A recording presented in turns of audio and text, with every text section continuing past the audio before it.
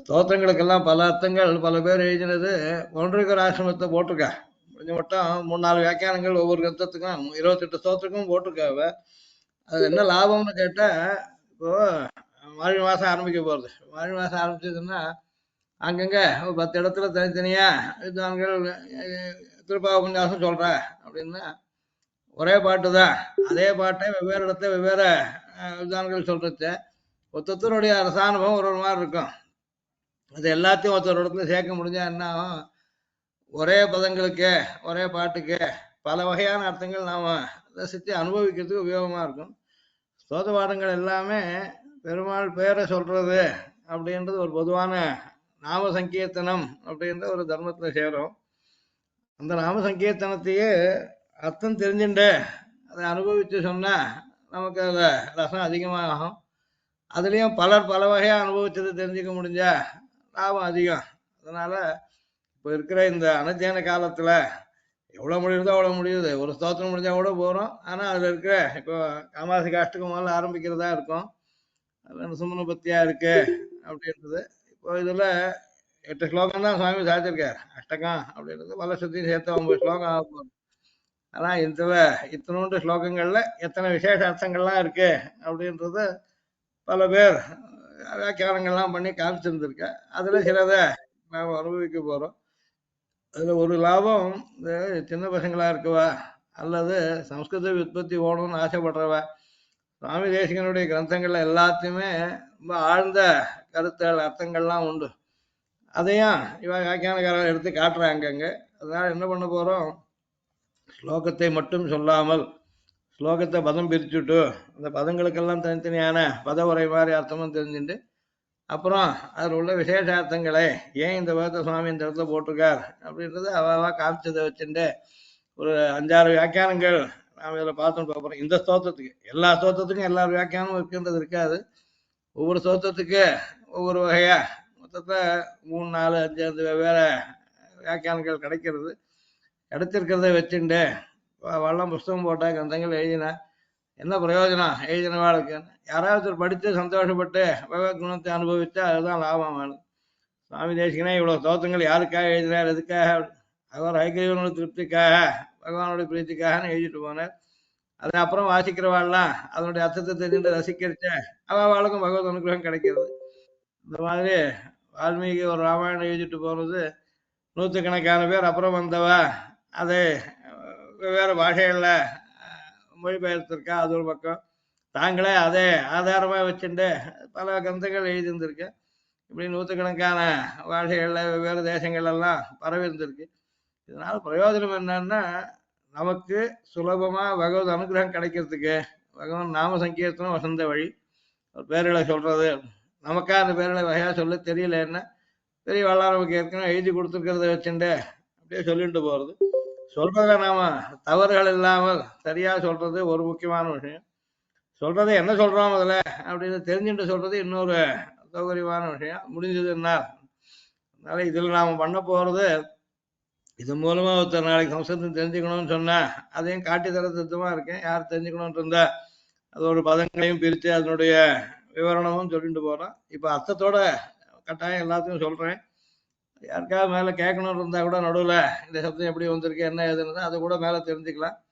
இப்போ இன்னைக்கு இந்த ஸ்தோத்திரங்கள் நடுவில் சின்னதாகவும் இருக்கு. நமக்கு மடத்துல நமக்கு ஆராய்ச்சி பெருமாள் நிசமனா இருக்கிறதுனாலையும் சின்னதா இருக்கிறது ஆரம்பிச்சா இது ஒன்றாவது முடிஞ்சாலும் முடியட்டும், எவ்வளோ ஆறுதோ அதுக்கு டைம் பார்க்கலாம் அப்படின்னு.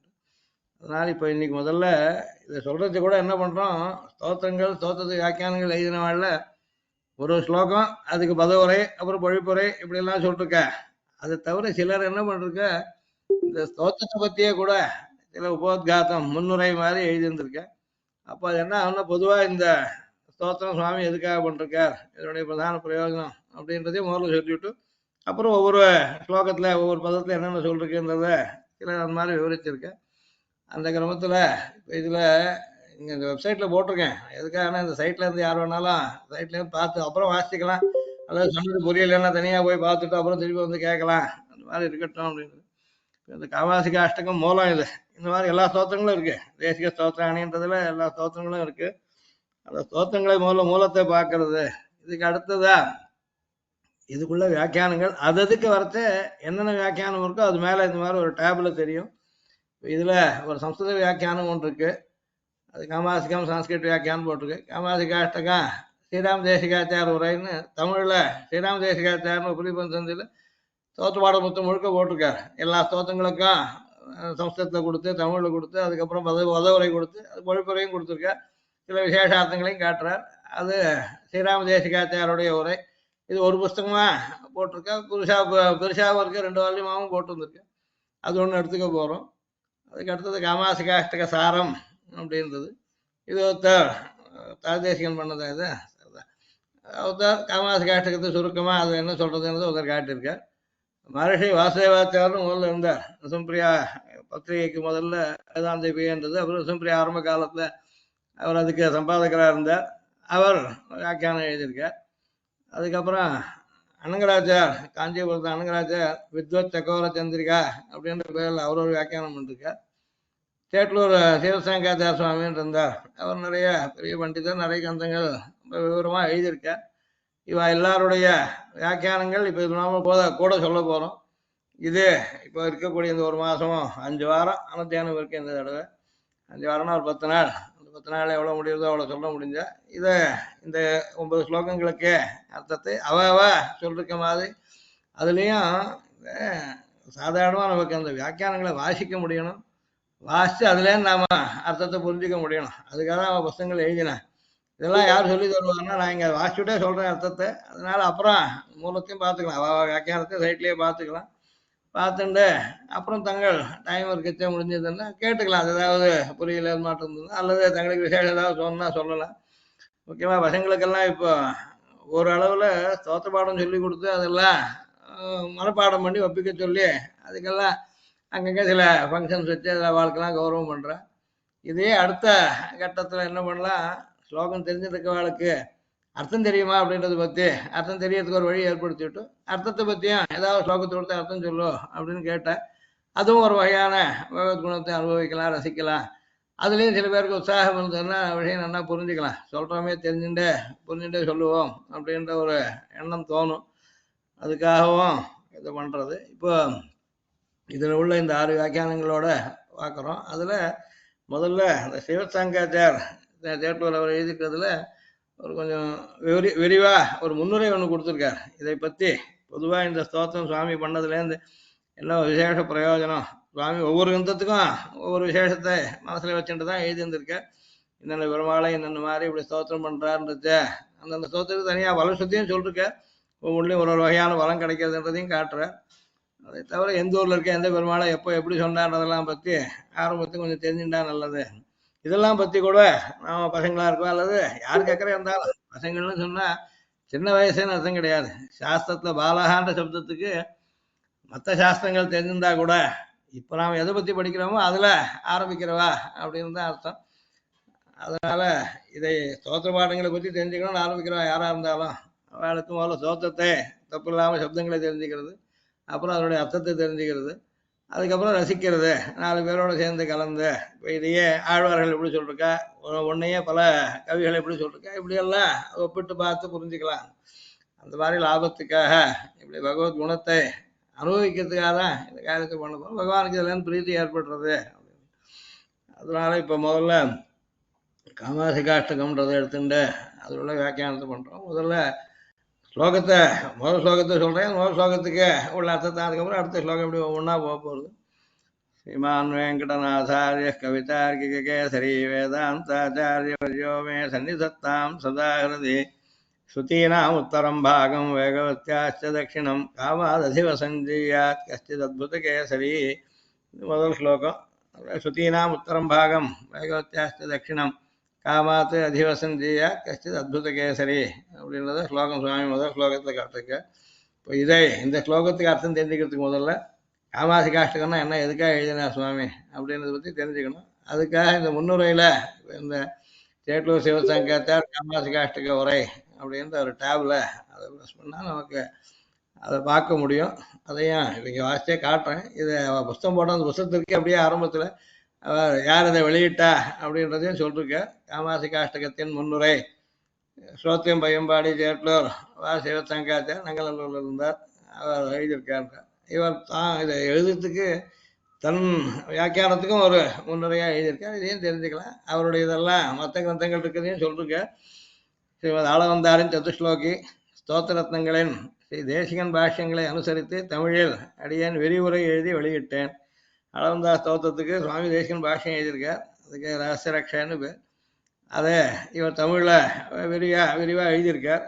சிவசங்கரதாசன் முதல்ல அது கொண்டான்றார். அப்புறம் அதே போல் ஸ்ரீ குரத்தாழ்வானின் பஞ்சஸ்தவங்களுக்கும் விரிவுரை எழுதினேன்.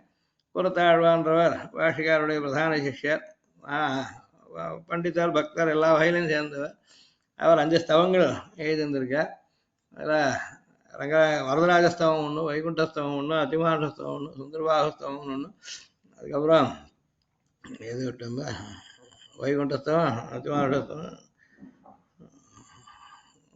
ஸ்ரீஸ்தவம், தாயாரை பற்றி ஸ்ரீஸ்தவம், இப்படி 5 ஸ்தவங்கள் அவர் இருக்க. பஞ்சஸ்தவம் அப்படின்னு சொல்றது. இதெல்லாம் சுவாமி தேசிக்கு முதல்ல இருந்தவருடைய கிரந்தங்கள். ஆளவந்தார் பாஷிகாருக்கே முதல்ல இருந்தார். குரத்தாழ்வான் பாஷிகாருடைய சிஷ்யராக இருந்தார். அவர் 5 ஸ்தவங்கள் எழுதியிருக்கார். இவர் சதுஸ்லோகி ஸ்தோத்திரத்தும் 2 ஸ்தோத்திரம் பண்ணிருக்கார் ஆளவந்தார். அதனால பூர்வாச்சாரிய ஸ்தோத்திரங்கள் எல்லாத்தையும் நல்லா தெரிஞ்சுட்டு அது தமிழில் விரிவுரை எழுதியிருக்காரு இந்த சுவாமி. இதை பார்த்துட்டு இவற்றை கண்டு அடையாத ஆப்தர்கள் சுவாமி தேசிகனுடைய ஸ்தோத்திரங்களுக்கும் இதே போல் தமிழில் விரிவாக உரை எழுதினால் நல்லது என்று அடியனை உற்சாகப்படுத்தினார்கள். கூட இருந்தவா கேட்டதுனால, அதனால தேச ஸ்தோத்திரத்தையும் இதுக்கு முதல்ல அவர் என்ன பண்ணிருக்காரு சொல்றேன். தேவநாயக பஞ்சாசம், சரணாயுத தீபிகை, வைராகிய பஞ்சகம், நாஸ்தலகம், நாஸ்தசகம், அஷ்டபுஜாஷ்டகம், சுதர்சனாஷ்டகம், ஷோடசாய ஸ்தோத்திரம், ஏகாசேத ஸ்தோத்திரம், இந்த 9க்கும் இதுக்கு முதல்லயே அவர் வியாக்கியானம் பண்ணிட்டார். அதில் 10ஆவதா காமாசிகாஷ்டத்தை அவர் வியாக்கியானம் பண்ணதா இதை எழுதியிருக்கேன். அந்த கிரமத்தில் இப்போ காமாசிகாஷ்டகத்துக்கு உரை வெளிவருகிறது. இப்போ இதுதான் பொதுவாக தெரிஞ்சிக்க வேண்டிய விஷயம். யாராவது காமாசிகாஷ்டம்னா என்ன அப்படின்னு ஒருத்தர் கேட்குறாருன்னா அப்போ நாம் என்ன தெரிஞ்சுக்கணும், என்ன சொல்லணுன்றதுக்கு, காஞ்சியில் தூப்புலுக்கு அருகில் ஸ்வயம் ஆவிர்பூத்தராய் ஸ்ரீ வேளுக்கை ஆளரி எனப்பட்ட ஸ்ரீ நரசிம்ம பெருமாள் சேவையாகிறார். அது திருவேளுக்கைன்னு ஒரு திவ்ய தேசம், ஆழ்வார்கள் பாடியிருக்க, காஞ்சிபுரத்து பக்கத்தில் இருக்குது, தூப்புல் கிட்ட இருக்கு. அங்கே பெருமாள் தானா ஸ்வயம்பூவா ஏற்பட்ட மூர்த்தி அந்த பெருமாள். அவருக்கு வேளுக்கை அப்படின்னு அந்த ஊரில் இருக்கிறதுனால ஆளரி அப்படின்றது நிருசிம்மனுக்கு பேர். ஆள்னா மனுஷன், அரின்னா சிங்கம், மனுஷன் சிங்கமும் சேர்ந்துருக்கிறதுனால ஆளரின்னு ஆழ்வார்கள்லாம் சொல்கிறேன். இப்போ வேளுக்கை ஆளரி அப்படின்னு அந்த ஊரில் திருவேளுக்கைன்ற திவ்யதேசத்தில் இருக்க பெருமாளுக்கு நிருசிம்மனுக்கு வேளுக்கை ஆளரின்னு பேர் இருந்திருக்கு. அதில் வேள்னா என்ன அப்படின்னா மன்மதனுக்கு வேள்னு பேர். கருப்புவில் மலர்கனை காம வேளை அப்படின்னு ஆண்டாள் நாச்சாத்திரி சொல்கிறேன். வேள் அப்படின்னா மன்மதனுக்கு பேர், காமன். வேள் பிளஸ் இருக்கை சேர்த்த வேள் இருக்கைன்னு ஆகணும். அது காலக்கிரமத்தில் தெரிஞ்சு வேளுக்கைன்னு ஆயிடுத்து. அதே மாதிரிதான் ஓரிரவு இருக்கை அப்படின்னு ஒரு இடம் அங்கேயே இருக்கு, காஞ்சிபுரத்து பக்கத்தில், திருமழியாழ்வார் மன்றத்தை பெருமாள் ஒரு நாள் எழுதிருந்தேன். அதுவும் இப்போ ஓரிக்கை அப்படின்னு சொல்ற, ஓரிரவு இருக்கைன்னு இருந்தது. 4ஆம் சிலது மாறுறது பேர்கள். வேள் இருக்கை அப்படின்றது வேளுக்கைன்னு ஆயிருக்கு. வேளுக்கைன்றது விதேசம் ஆழ்வார்கள் இருக்கு. அங்கே நரசிம்மன் இருக்கார். அவரை பற்றி இது காஞ்சிபுரத்தை தூப்புல் சுவாமி அவதரித்த இடம். சுவாமி தேசிகனுடைய அவதார ஸ்தலத்து பக்கத்திலேயே இருக்கிற நரசிம்மனை பற்றி பாடியிருக்கிறது இந்த ஸ்தோத்திரம் அப்படின்னு அர்த்தம். இது பெரும்பாலான ஆற்றப்படி பிராச்சீன சங்க இலக்கியங்களில் கூட இந்த விதேசம் இங்கே எழுந்துள்ள நரசிம்மன் புகழ்ந்து பாடப்பட்டுள்ளனர். நம்ம கிரந்தங்கள்ல பூர்வாச்சாரியாளது மட்டும் இல்லாமல் மற்ற தமிழ் இலக்கியங்கள் கூட, சங்க காலத்து இலக்கியங்கள்ல கூட இந்த வேளுக்கையை பற்றியும் அங்க இருக்க நரசிம்மனை பற்றியும் புகழ்ந்து பாடியிருக்கா. ஸ்ரீ தேசிகன் இந்த திவ்யதேச எம்பெருமானை பற்றி 8 ஸ்லோகங்கள் ரசகனமாக அருளியுள்ளார். ரொம்ப ஆனந்த அர்த்தங்கள்லாம் பொதிந்ததா இருக்கிற 8 சின்ன ஸ்லோகங்கள் தான் சுவாமி சாட்சி. அதற்கு தமிழ் உரை எழுத முற்பட்டேன் ஏன் அப்படின்னு இந்த சுவாமி சொல்லிருக்கா சிவசங்கர். அதுல பழைய நாட்களில் பெரியோர்கள் சிலர் இதற்கு சம்ஸ்கிருத உரை எழுதியுள்ளனர். அது மிகவும் சங்கிப்தம், ரொம்ப குறுக்கி எழுதியிருக்க. சின்னதா தோற்றம் எவ்வளோ இருக்கோ அவ்வளோ மட்டும் வியாக்கியானம் பண்ணிருந்திருக்கேன். சம்ஸ்கிருத வியாக்கியானம் இருக்கு அப்படின்னு தெரியும் அப்படின்னு சொல்றாரு. கிறிஸ்டியன் நான் எழுதினேன். அதே மாதிரி மணிப்பிரவாள உரையும் இப்படியே. மணிப்பிரவாளம்னா சம்ஸ்கிருதம் தமிழ் கலந்தது. அதுலேயும் சிலர் இந்த ஸ்தோத்திரத்துக்கு, எல்லா ஸ்தோத்திரங்களுக்கும் மட்டும் இதுக்கும் பண்ணிருந்திருக்கேன். அதுவும் ரொம்ப குறைவா இருந்துருத்தோம்னா புரிஞ்சிக்க முடியாது போகிறது. ரொம்ப விரிவாக இருந்தால் படிக்கிறது கஷ்டம். ரெண்டும் நடுத்தரமா ஒன்று பண்ணணும். அதனால இவர் என்ன பண்ணிருக்காருன்னா, இவர் வியாக்கியானத்தை என்ன அதிகப்படின்னு இவர் சொல்ற. அடியேன் காஞ்சி மகாத்மியம் முதலான ஸ்தல புராணத்தையும், புராணங்கள்ல ஒவ்வொரு திவ்யதேசங்களை பற்றியும் சொல்றதுக்கு ஸ்தல புராணம்னு உண்டு. அதுல காஞ்சிபுரத்தை பற்றி காஞ்சி மகாத்மியம்னு இருக்கு. அதில் சொல்கிறது அது சுற்றி இருக்கிற திவ்ய தேசங்களை பற்றியும் சொல்லிருக்கு. அதில் இந்த விஷயத்தை எடுத்துட்டு இருக்கேன் அப்படின்னு தேசிகனின் ஹஸ்திகிரி மகாத்மியம், சுவாமி ஹஸ்திகிரி மகாத்மியம்னு ஒன்று சாதிச்சிருக்கார் தமிழில். அதுக்கப்புறம் அது ரகசியமாகவும் கூட சுவாமி அதுக்கு விவரம் தானாக சாதிச்சிருந்திருக்கார். இதில் அது பிரம்மா யாகம் பண்ணி அங்கே தேவபெருமாள் எழுந்தது அதெல்லாம் பற்றி சொல்லிருக்கார். இது காஞ்சி மகாத்மியம், ஸ்தல புராணம், தேசிகனுடைய ஹஸ்திகிரி மகாத்மியம் இவை முதலானவர்களையும் கொண்டு சற்று விரிவாகவும் கொஞ்சம் விவரமாக எழுதியிருக்கேன். தேவையான எல்லா அம்சங்களையும் அநேகமாக ஒன்றும் விடாமலும் என்னென்னலாம் புரிஞ்சுக்கலாமோ ஒரு பதத்தை பற்றி அது முழுக்க நான் எழுதியிருக்கேன். எளிய தமிழில் உரை எழுதியுள்ளேன். தமிழ் புரிஞ்சுக்கிறவர்களுக்காக நான் எழுதியிருக்கேன். ஆங்காங்கே பிரமாணங்களையும் காட்டியுள்ளேன். சில அர்த்தத்தை இவர் சொல்லும்போது எதனால் இப்படி சொல்கிறான்றதுக்கும் காரணத்தை பிரமாணங்கள் வேத மந்திரங்களாக இருக்கலாம், இதிகாச புராணங்கள் ஸ்லோகங்களாக இருக்கலாம், கீதை முதல் இருக்கலாம், எல்லாத்தையும் எடுத்து காட்டிட்டு இதனால் இப்படி புரிஞ்சுக்கிறோம் அப்படின்னு காட்டியிருக்கேன். அதை தவிர நாமூலம் லிக்கியத்தை கிஞ்சது நானபேட்சித்த முச்சத்தை அப்படின்னு காளிதாசன் பண்ண காவியங்கள், அதே மாதிரி பகவூதி பண்ணது, மாகன் பண்ணது, இந்த மாதிரி மகாகவிகள்லாம் பண்ண காவியங்கள் நாடகங்களுக்கெல்லாம் ஒரு பெரிய பண்டிதர் மல்லிநாதர்னு பேர், அவர் வியாக்கியானங்கள் பண்ணுறார். பண்ணுறச்ச நான் மூலத்தில் இல்லாத எதையும் நானாக சேர்த்து சொல்கிறதில்ல. அதாவது யார் இப்போ ஸ்லோகம் பண்ணிருக்காலும் ஸ்லோகத்தில் அவர் அபிப்பிராயப்படாத எதையும் நானாக சேர்க்கறதில்லை, வேண்டாத்த சொல்றதில்ல. நான் அனபேட்சத்தை உச்சத்தை அமூலம் கிஞ்சித்து நலிக்கியத்தை, மூலத்தில் இல்லாத நானா சேர்க்கல, மூலத்தை அவர் சொல்றது விவரிக்கிறேன், வேண்டாத்தையும் சொல்ல போறதில்ல. அதுக்கு தேவை அளவுக்கு அதிகப்படியான விஷயங்களை சேர்த்து சொல்றேன். அந்த மாதிரி கூடுமான வரையில் இதை அமைத்திருக்கிறேன். மகாபண்டிதரான மல்லிநாதன் சொன்ன மாதிரி நானும் அதே கிரமத்தை பண்ணிருக்கேன். இவரும் வையாகரணர், அவர் நல்ல சாஸ்திர வியாக்கியாத்தான்னு பேர் மல்லிநாதனுக்கு. அதனால அவர் எழுதிய கிரமத்தை நானும் இப்படி எழுதிட்டு போறேன். நரசிம்மனை பற்றி ஸ்ருதி ஸ்மிருதி இத்திஹாச புராண ஸ்ரீ பாஞ்சராத்திராதி ஆகமங்களிலும் அருள் செயல்களிலும் அநேக விஷயங்கள் உள்ளன. என்ன பண்றக்க நரசிம்மனை பற்றி வேதங்களை சொல்லிருக்கு, ஸ்மிருதிகளில் புராணங்கள் எல்லாம் சொல்லிருக்கு, இதிகாசங்களில் ராமாயண மகாபாரதத்தில் வந்துருக்கு, அவதாரங்கள்லாம் சொல்றது நரசிம்மனை பற்றி சொல்லிருக்கு. அதனால புராணங்களில் நரசிம்ம புராணம்னே இருக்குது, அது தவிர மற்ற புராணங்கள்லையும் உண்டு. பாஞ்சராத்திரம் முதலிய ஆகமங்கள்லையும் பகவானுக்கு எப்படி அர்ச்சனை பண்ணுறது இதெல்லாம் பற்றி சொல்லிருக்கு. ஆழ்வார்கள் அருள் செயல்கள்லையும் அநேக விஷயங்கள் உள்ளன. இவைகள் யாவற்றையும் தொகுத்து வகுத்து கொடுக்க எண்ணி நரசிம்ம ஸ்தோத்திரங்கள் என்று தமிழில் 1991 ஒரு நூலை எழுதி வெளியிட்டுள்ளேன். மற்ற விவரங்களை அதில் காண்பது. அவர் என்ன பண்ணிருக்க, நரசிம்ம ஸ்தோத்திரங்களே ஒரு புஸ்தகம் போட்டிருக்கார் சிவசங்கர சுவாமி. வெவ்வேறு இடத்துல நரசிம்மனை பற்றி சொன்னதெல்லாம் சேர்த்து ஒரு புஸ்தகமாக போட்டிருக்கேன். அதை பற்றி இங்கே வந்திருக்குன்னு சொல்கிறார். அதை தவிர அதில் இருக்கிறதுல காமாசி காஷ்டத்தை பற்றின விஷயத்தை இங்கே காட்டியிருக்கேன் அப்படின்னு சொல்கிறேன். அந்த நரசிம்மனை பற்றி எல்லா இடத்தையும் இருக்கிறதுலேருந்து காமாசி காஷ்டகத்தை அதில் என்னென்ன விஷயத்த இங்கே சுவாமி சாத்திருக்கான்றதை இங்கே காட்டுறேன் அப்படின்னு சொல்கிறேன். இதுக்கு உபகாரம் பண்ணவா ஒருத்தர் வேளாமூர் ரதாங்கபாணி சுவாமி ஐயங்கார்ன்றவர். அவர் இந்த உருஷத் பாஷிகாருடைய வம்சத்தை சேர்ந்தவர். அவர் அப்பாவுடைய 100ஆம் ஆண்டு நினைவு மலராக இதை வெளியிடணும்னு சொன்னார். அது நரசிம்மன் கிருபையால் பலித்தது. அவருக்கு எல்லா க்ஷேமமும் உண்டாகட்டும்னு சொல்லி அவர் சொல்லவே இதை எழுதி இந்த புத்தகத்தை இந்த சமயத்தில் வெளியிட்டோம் அப்படின்னு சிவசங்கர் முதல்ல காட்டியிருக்கார். இந்த ஒரு விஷயம் தெரிஞ்சுக்கணும் அப்படின்றார். இதை எழுதினது சுவாமி தேசிகன். அவரும் சர்வதந்திர சுதந்திரர். அவர் சொன்ன ஒரு ஒரு பதத்திலையும் வெவ்வேறு சாஸ்திரங்களேன்னு வெவ்வேறு வகை அர்த்தம் தெரிஞ்சுக்கலாம். நமக்கு அந்த சாஸ்திரங்கள்லாம் தெரிஞ்சிருந்தேன், எழுதின அவருக்கு எல்லாம் தெரியும். அதனால இந்த ஸ்துதியை அருளியவர் சர்வதந்திர சுதந்திரான ஸ்ரீ சுவாமி தேசிகன். அது ஒன்றும் அதனாலே நமக்கு அது முழுக்க தெரிஞ்சிக்க முடியாது. அவருக்கு தெரிஞ்ச அளவுக்கு வந்தீங்க நமக்கு தெரியாது. விஷயமோ ஸ்ரீ நரசிம்மனை பற்றி, அதுவும் நரசிம்மன் சர்வ வியாபியாக இருந்துருக்கார் அப்படின்றது வரலாற்று சுவாமி தாய்க்கிறார். தைலோக்கியமேத்த அகிலம் நரசிம்ம கர்ப்பம் அப்படின்னு தாய்க்கிறார். உங்கள் லோகத்தையும் எல்லா இடத்தையும் நிறைஞ்சிருக்கார் நரசிம்மன். அதனால் அவரை பற்றி முழுக்க சொல்றதுன்றதும் முடியாது. அடியேனோ பரிமித்த பிரஜன், அவர் தன்னை சொல்லிக்கிறார். எனக்கோ புத்தியானது அளவுள்ளதா இருக்கு, அளவு கடந்த ஞானம் இருந்தால்தான் சொல்ல முடியும். ஆனால் எனக்கு அளவு உள்ளதா இருக்கு புத்தின்றது. எல்லா விஷயங்களையும் காட்ட முடியாது. ஆயினும் ஆசை வெட்க முடியாது என்ற பழமொழிப்படி லட்சுமி நரசிம்மனின் கிருபையை முன்னிட்டு கொண்டு முயன்றுள்ளேன். அதுக்காக முழுக்க சொல்ல தெரியறதுக்காக ஒண்ணுமே சொல்லாத வந்துட வேண்டாம், எவ்வளவு முடியுதோ அவ்வளவு சொல்லுவோமே அப்படின்ற ஒரு ஆசையினால் நரசிம்மனுடைய கிருபையை முன்னிட்டு இதை எழுதுறேன் அப்படின்னு கேட்கிறேன். இதில் ஏதாவது சாரம் இருந்தால் அடியான் ஆச்சாரியர்களான பரமஹம்சேத்தியாதி கோழியாளன் சுவாமி, அபிநவ தேசிகரி உத்தமர் சுவாமி இவர்களை சேரும். இவருக்கு ஆச்சாரியார் இவர் புராசமத்து கோழியாளன் சுவாமியுடைய தௌஹித்ரம் சிவசங்கேத சுவாமி. கோழியாளன் சுவாமி சிஷ்யர் உத்தமர் சுவாமி, அவருடைய இவர் சாஸ்திரங்களும் வாசிச்சிருக்கார். அதனால இவருக்கு 2 பேரும் ஆச்சாரியார், கோழியாளன் சுவாமியும் உத்தமர் சுவாமி. இதுலதான் நல்லது இருந்தால் அவ அனுகிரகத்தினால வந்தது.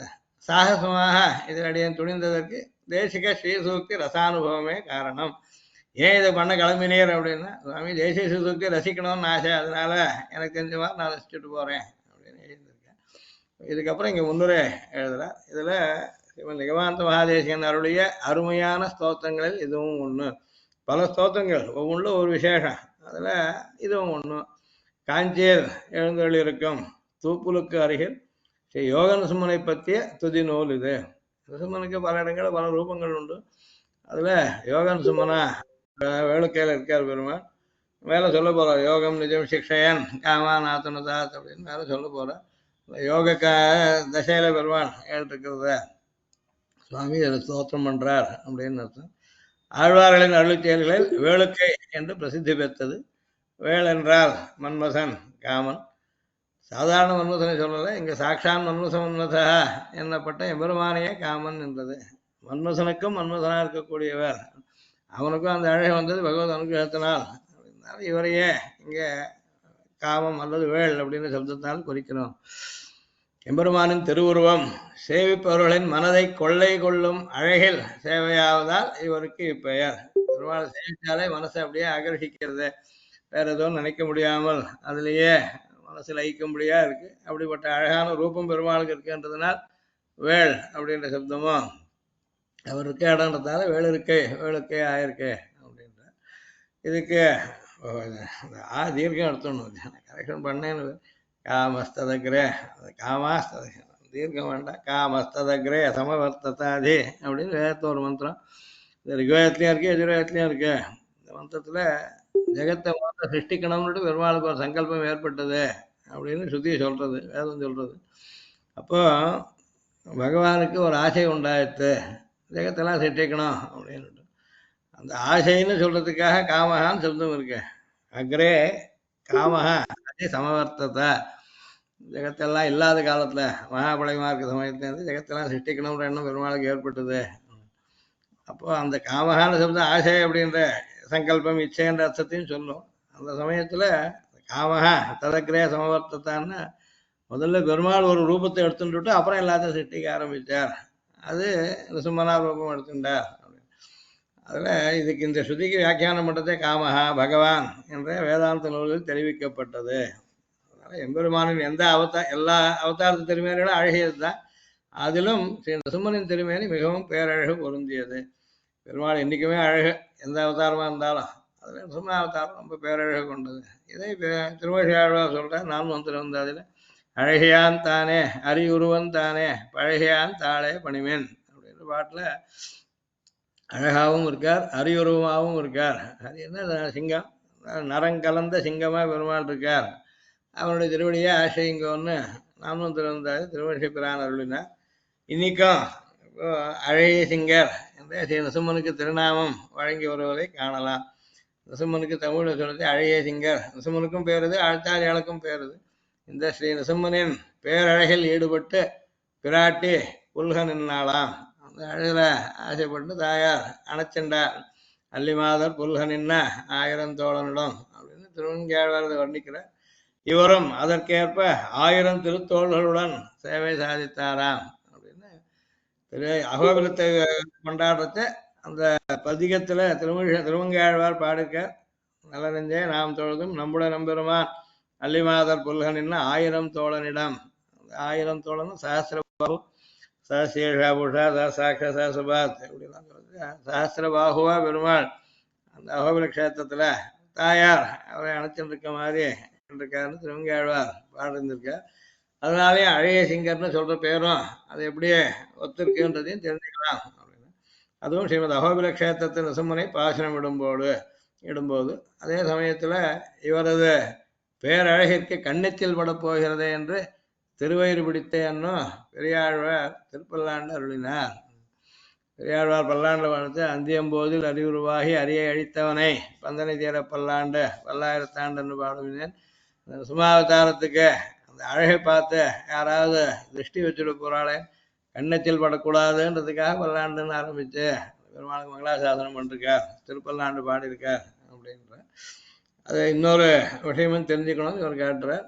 அர்ச்சகஸ்து ஹரி சாட்சாத் அப்படின்னு ஆகமங்கள்ல சொல்றது. பெருமாளை ஆராதிக்கிறவாளை பெருமாளாகவே நினைக்க வேண்டியது. அதாவது பெருமாளே தன்னை ஆராதிக்கிற ரூபத்தோடு வந்து ஒரு அர்ச்சகனாவும் தான் வரான் அப்படின்றதா இருக்கு. நரநாராயணன் பெருமாள் முதல்ல ஒரு அவதாரம் எடுக்கிறது, ஆச்சாரியன் சிஷ்யன் ரெண்டும் தானாகவே ஆகிட்டோம். ரெண்டு ரூபம் எடுத்துட்டு பெருமாள் ஆச்சாரியனா இருந்தவருக்கு நாராயணன் பேர், சிஷ்யனா இருந்தவருக்கு நரன்னு பேர். இந்த நரன் நாராயணனை சேவித்து விஷயம் கேட்கிறார், அவர் நாராயணன் சொல்றார். அந்த மாதிரி முதல்ல பத்ரிகாசிரமத்தை பெருமாள் நரநாராயண ஆசிரமம்னு பேர் பத்ரிகாசிரமத்துக்கு. அங்கே அதாவது சிஷ்யனாச்சாரியன் ஒத்தரே இருக்கிற மாதிரி அர்ச்சகனும் அர்ச்சிக்கப்படுற பகவானும் அர்ச்சகையோகோ அபேதேன அப்படின்னு. அர்ச்சன்னா பூஜிக்கப்படுறவன், அர்ச்சகன்னா பூஜை பண்றவன், இவன் ரெண்டு பேரும் ஒன்னாவே நினைக்கணும். அதனால்தான் இன்றளவும் ஸ்ரீமத் அகோபிலமிடத்தில் எழுந்தருளிருக்கும் ஸ்ரீ நரசிம்மனையும் அவனை ஆராதிக்கும் ஆச்சாரியர்களையும் அழசிங்கர் என்றே வழங்கி வருகிறோம். அழகமான சிங்க உருவை கொண்டதனால் பெருமாளுக்கு அழசிங்கர்னு பேர். அவனை ஆராதிக்கிற அழசிங்கர்கள் ஆச்சாரியால் அவளுக்குமே அழசிங்கர்னு பேர் இருக்கு. இது லோகத்து பிரசித்தம். அர்ச்சகன் அர்ச்சன் பகவான் ரெண்டு பேரும் அர்ச்சகஸ்து ஹரி சாட்சாத்னு சொல்றதை வச்சுட்டு அதனால இது அழிசிங்கர்களையும் சொல்லும், அழிசிங்கனான பெருமாளையும் சொல்லும். இதுக்கப்புறம் ஒரு விஷயம் சொல்றேன். இந்த அவதாரத்தில் தான் பெருமாள் ரெண்டு ரூபம் கலந்து அவதரித்தார். மற்றதுலாம் மீனா இருக்கச்ச, ஆமையா இருக்கச்ச, வன்னியா இருக்கச்ச, அந்த மாதிரி ஒவ்வொரு அவதாரத்துல தனித்தனியான ரூபம் தான். மனுஷனாவும் அவதாரம் எடுத்திருக்கார், பிராணிகளாகவும் அவதாரம் எடுத்திருந்திருக்கார். ஆனா எல்லாம் தனித்தனியா இருந்த ரூபங்கள் இருந்திருக்கு. இந்த அவதாரத்தை ரெண்டு ரூபம் கலந்துருக்கு அப்படின்னு எம்பெருமானின் நரசிம்ம திருமேனியை சேவித்த பிறகு தனித்த மானுஷ அவதார திருமேனியையோ தனித்த மத்ய கூர்மாதி ரூபங்களையோ சேவிக்கவே மனம் இடம் தரவில்லை. அவ்வளவு அற்புதமானது இந்த திருமேனி என்ற கருத்தில் பராசர பட்டர் இவ்வளவு தோற்றம் பண்ற ரங்கராஜஸ்தவம்னு பண்ணிருக்க. கூலத்தாழ்வானுடைய குமாரர் அவரும் இவர் பண்ணது ரங்கராஜஸ்தவம் அப்படின்றது. அதுல 250 ஸ்லோகம் பண்ணிருக்கார். ஸ்ரீரங்கத்தில் ரங்கநாதனுக்கு அவர் அர்ச்சகராக இருந்தார் பராசர பட்டர். அவர் அந்த பெருமாள் அழகாக வர்ணித்திருக்கார். அவரும் வசந்த வியாகரண சாஸ்திரத்தை ரொம்ப சமஸ்தர், அழகான ஸ்தோத்திரங்கள் பண்றவர். அவர் எழுதிட்டு இந்த ஸ்லோகம் சொல்லிருக்கார் அப்படின்னு. ஹரி தசையோகோ பஷ்யன் ஔத்பத்திகம் கடனாத்புதம் நரமுத ஹரிம் திருஷ்டுவைகைகம் சமுத்விஜதே ஜனः இதி கில சிதாக்ஷீரநியாயேன சங்கமிதாங்ககம் ஸ்புடசட மகாதம்ஷ்டம் ரங்கேந்திர சிம்மம் உபாஸ்மஹே. ரங்கநாதத்தை ரங்கநாதன் தான் வர்ணிக்கிறார், ஸ்ரீரங்கத்தில் ரங்கநாதன் வர்ணிக்கிறார். அந்த ரங்கநாதன் நரசிம்மனை வர்ணிக்கிறார். ரங்கேந்திர சிம்மம் உபாஸ்மஹே.